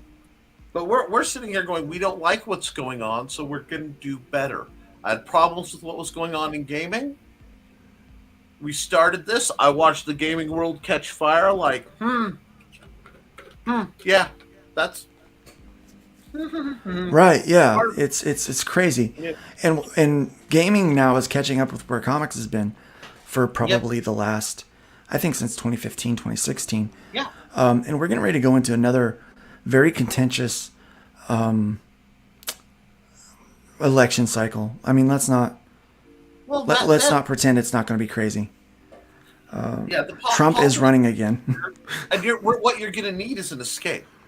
You're going to need to be able to step out of the, frankly, BS and have some fun.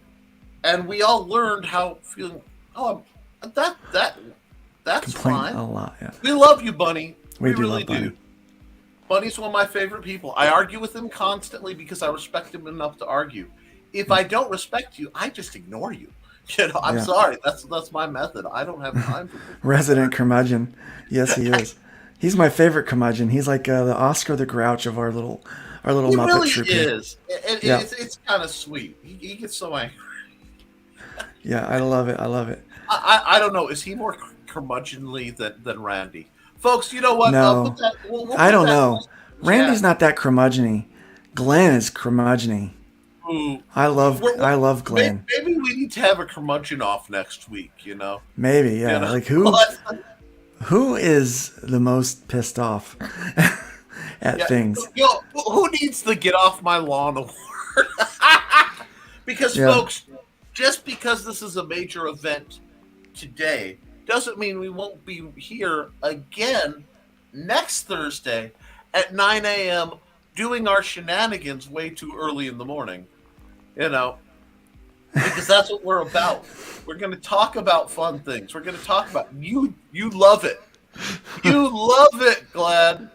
I love that guy. I love that guy so much. I still want to draw Glenn as a ninja throwing like sharpened Ames lettering guides at people. That would be fun. I got my Ames lettering guide over here, and they could be thrown. They could be thrown. Oh yeah. Here, I'll move my Here, let me try to move my camera here real quick.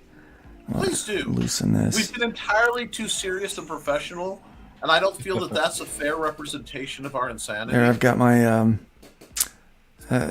my drafting table set up and a drawing board over there, and so we've been working that out. Yeah, but that's kind of the new setup. There's my little mini fridge to fuel my thirst, and then all of my. And then over here, my microphone's in the way. But It's you okay, can see because I see Bob hiding behind the microphone. Bob's You can back there never with his escape hat. First order.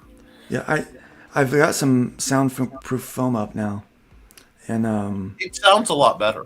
yeah, and then I've moved my microphone a little closer.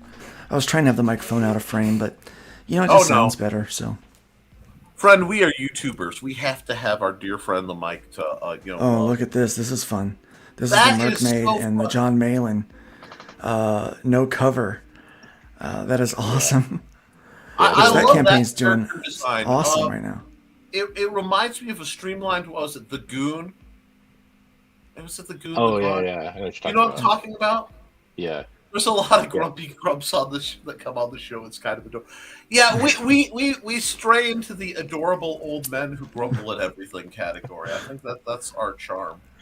But yeah, no, he has. I do go to the mall and watch people and complain about them. Why do you think they left the house wearing that? Why would they do that? Well, shoot, I used to do that when I was a teenager. That hasn't changed. Going to the mall, paying too much for Chinese food, and then just sitting around judging people while you draw is, Panda Express doesn't count as Chinese food. Right? Yeah, that's not real. That's not real Chinese food. I had real Chinese food last night. Was actually Italian. Yeah, well, actually, it was like Vietnamese. I went to a place last night called Hunan Garden. Hunan Garden right here, and it was very good. It was reasonably priced for as much food as we got, but it was delicious. It wasn't a buffet. I guess they have a buffet, but it's like $25 a person, and I'm like, I can't afford that. That's for 4 of us. That'd be $100. I can't afford $100 for dinner. That's ridiculous. But now, I will that's say, what it is. because I don't rarely get to plug, there are 2 places I feel need plugging. First is Heroes Haven. It's a comic book shop in Michigan City, Indiana. I love that. And it's on the corner of, God, that's gorgeous, of 20 and 421. But right next to it is the Peking restaurant. I've literally been eating there for 35 years. It is the best Chinese food in multiple states. Just go there. What you do is you go there, you get it. You buy an independent comic from Pat over at Heroes Haven, and then go down to the beach, crack your window, listen to the waves, eat great Chinese food, and read a comic. There are few better ways to spend a afternoon. This is amazing. So this is the line art. This is what the book is actually going to look like. I love this. Yeah, that's Eric's art. I'm a sucker for good line This art. is Eric's art. Now, we made some revisions to her face prior to this because I didn't feel she was quite cutesy enough, and we took a step back, adjusted a few things, had to make a couple character changes, and this is where we're at right now. Now, the crab is going to get a little bit more for him too, because right now he's a little too realistic. I think we're going to go a little heavier into the other design. Actually, I have it right here. 1 second. This is the one that Jose Garcia did for us. I love that design. This needs to be a I wall. I love Sebastian's design there. I love this design. A wall scroll. That needs to be, because Sebastian is probably my favorite character to come out in decades. I just want to adore the Goofball Crab because he's so malicious. He's so delightfully malicious. Absolutely. Yeah, we're going to have fun with him. And I think one of the goals we're looking at is if we hit a certain level of funding, we're actually going to do a short kind of origin story with him and probably bring Jose on to do the pages for it. Jose's got a kind of a higher rate that I'll have to think about, but it would be a blast to have him do it. And then we've already got a little bit of fan art. So like I was showing earlier, this is from Chibi Selena.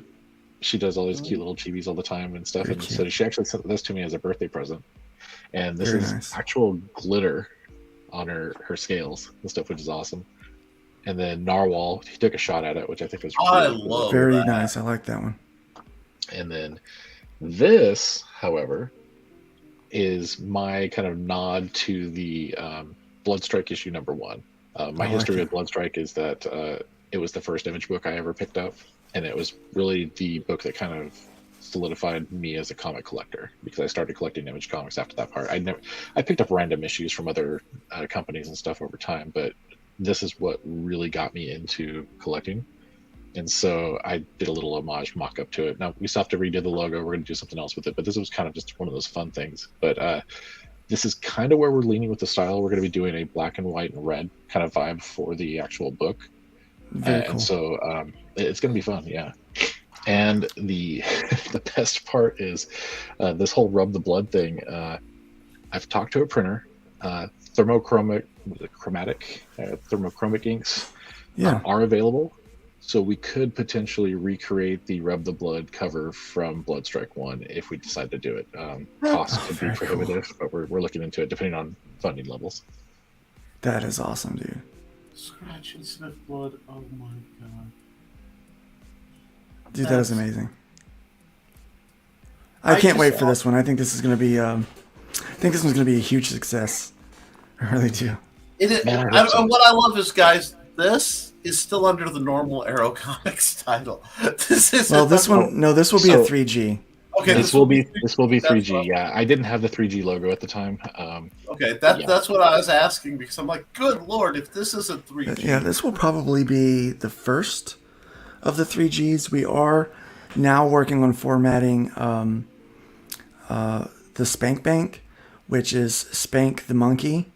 God. His kind of like a Mad Magazine type book with a lot of parodies and things like that in it. So that's going to be I think it's going to be a very popular book. I mean, you know, we had different titles, and Randy mentioned Spank Bank, and I'm like, oh, that's so crude, but it just works. I mean, it's almost like you have to use it, you know? So yeah, Spank Bank. People do come to independent comics for things they can't get in standard comics. And having a delineation between titles, you know? Girls, Guns, and Gore.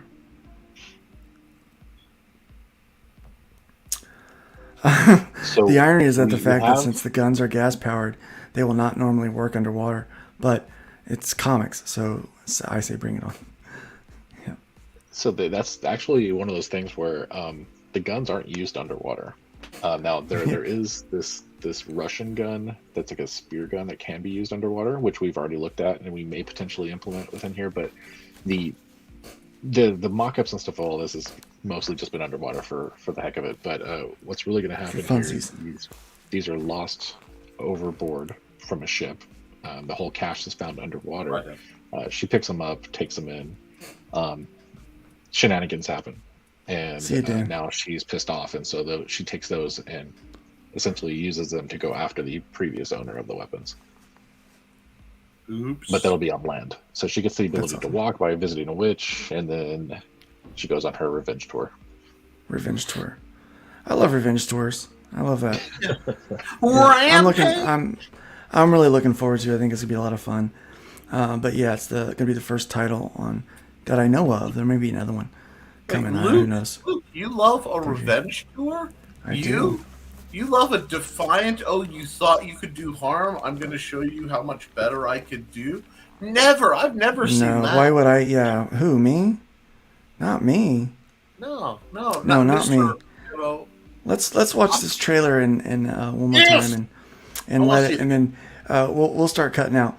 Actually, I'm going to show the Chrome Dog trailer too. So here's Chrome Dog. This is a project that I'm the artist on, and we are nearly funded. Epsilon City needs heroes, but will Scratch, the Chrome Dog, have what it takes to answer the call?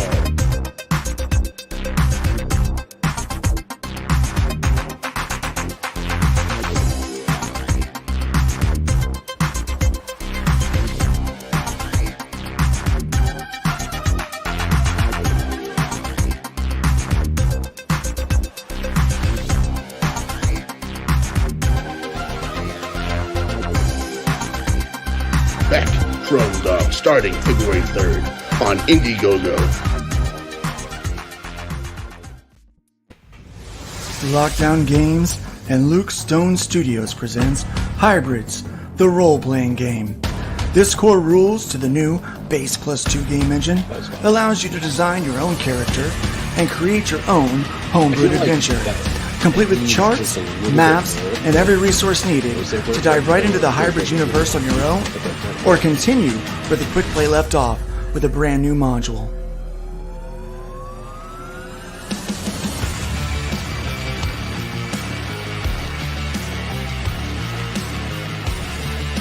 Get caught up on the series with the Killing Field trade paperback, enhanced with creator commentary and behind-the-scenes information. This special edition gives you even more value in entertainment.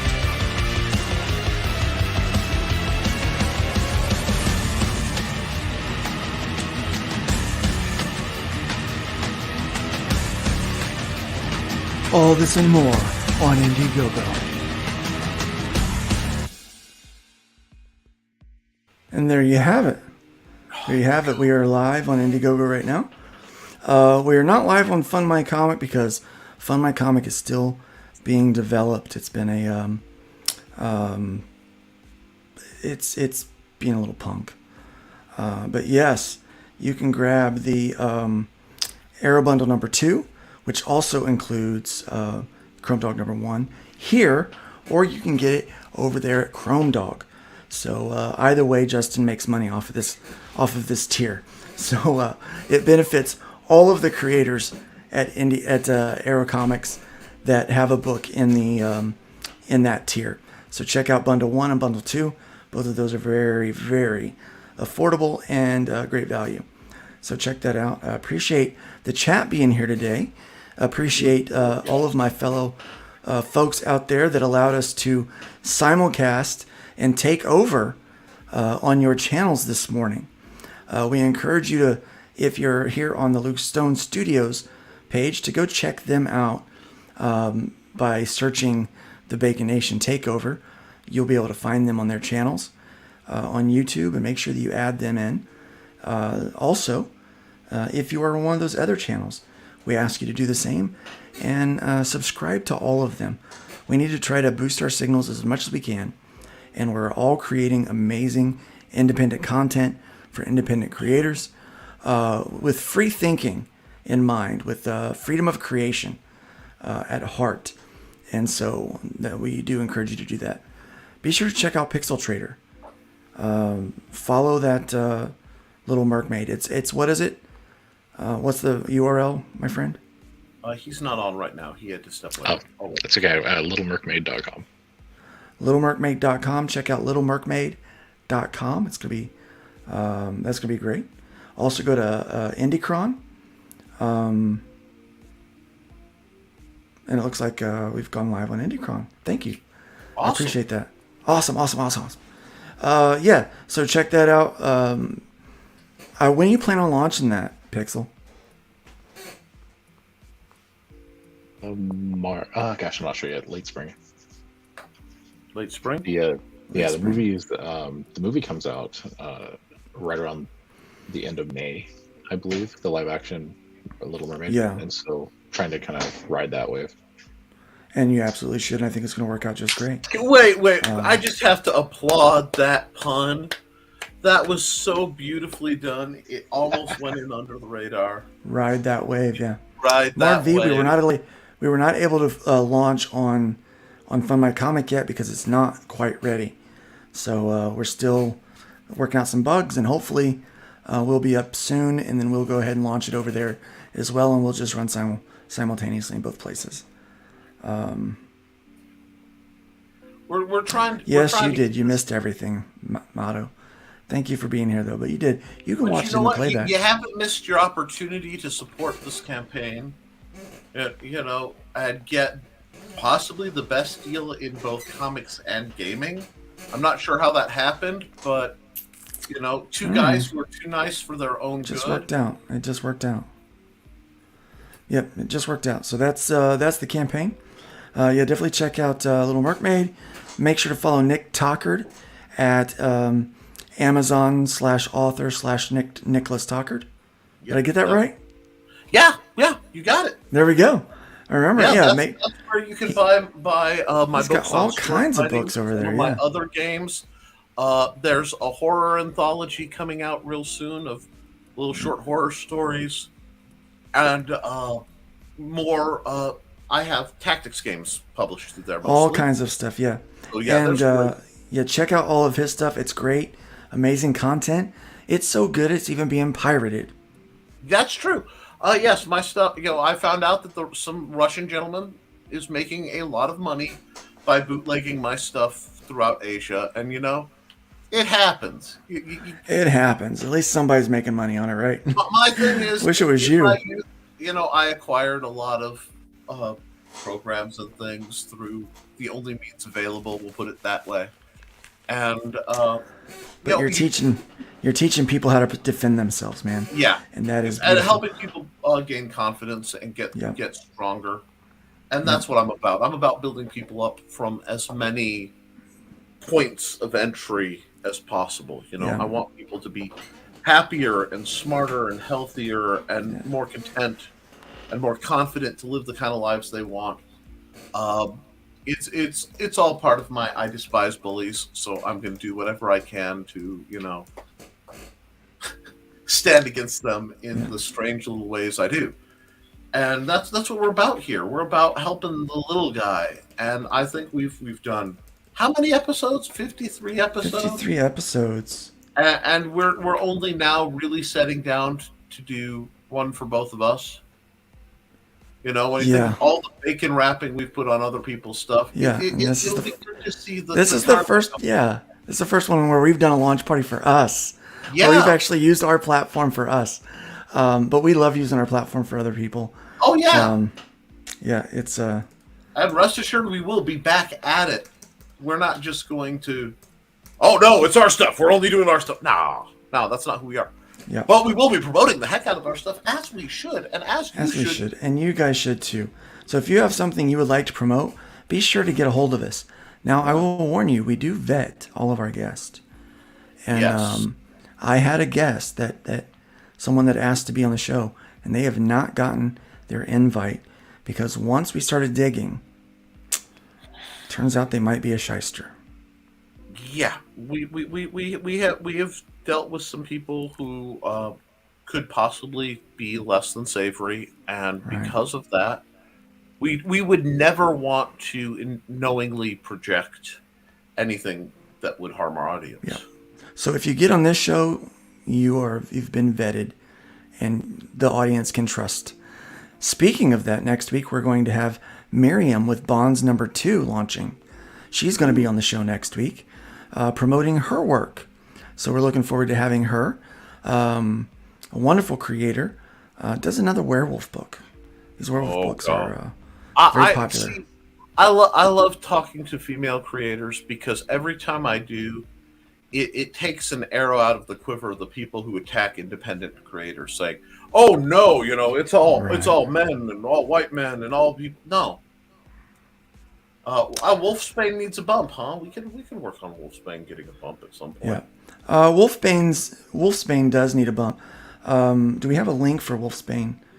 I need to get his trailer and start playing that, because he is on Kickstarter and he needs some attention. So we're going to start working on that, getting him some attention. So, but that's what we got going. He's got about 65 hours, I think, left. Ooh, 65. We got to get him going, guys. Yeah, he's about $700 shy at the moment. There's the link. Private chat. All right, here's the link. Yeah, let's throw that in there. Ooh, someone's at my back door. You hear that, guys? You're amazing, Dawn. That's what you do. You do what you do. You're amazing. That's. But Here you go. Check that out. There's a Wolfsbane. Check that out. Yeah. And you guys know the riff. You know what's going on. Yeah. You know what we say. You got to build up more than you tear down. You got to leave the wood pile a little bit higher than you found it, right? Found it. Absolutely. And say it, Nick. It's all you. Let's be careful out there. Let's be careful out there. Let's be careful out there. Let's be careful out there.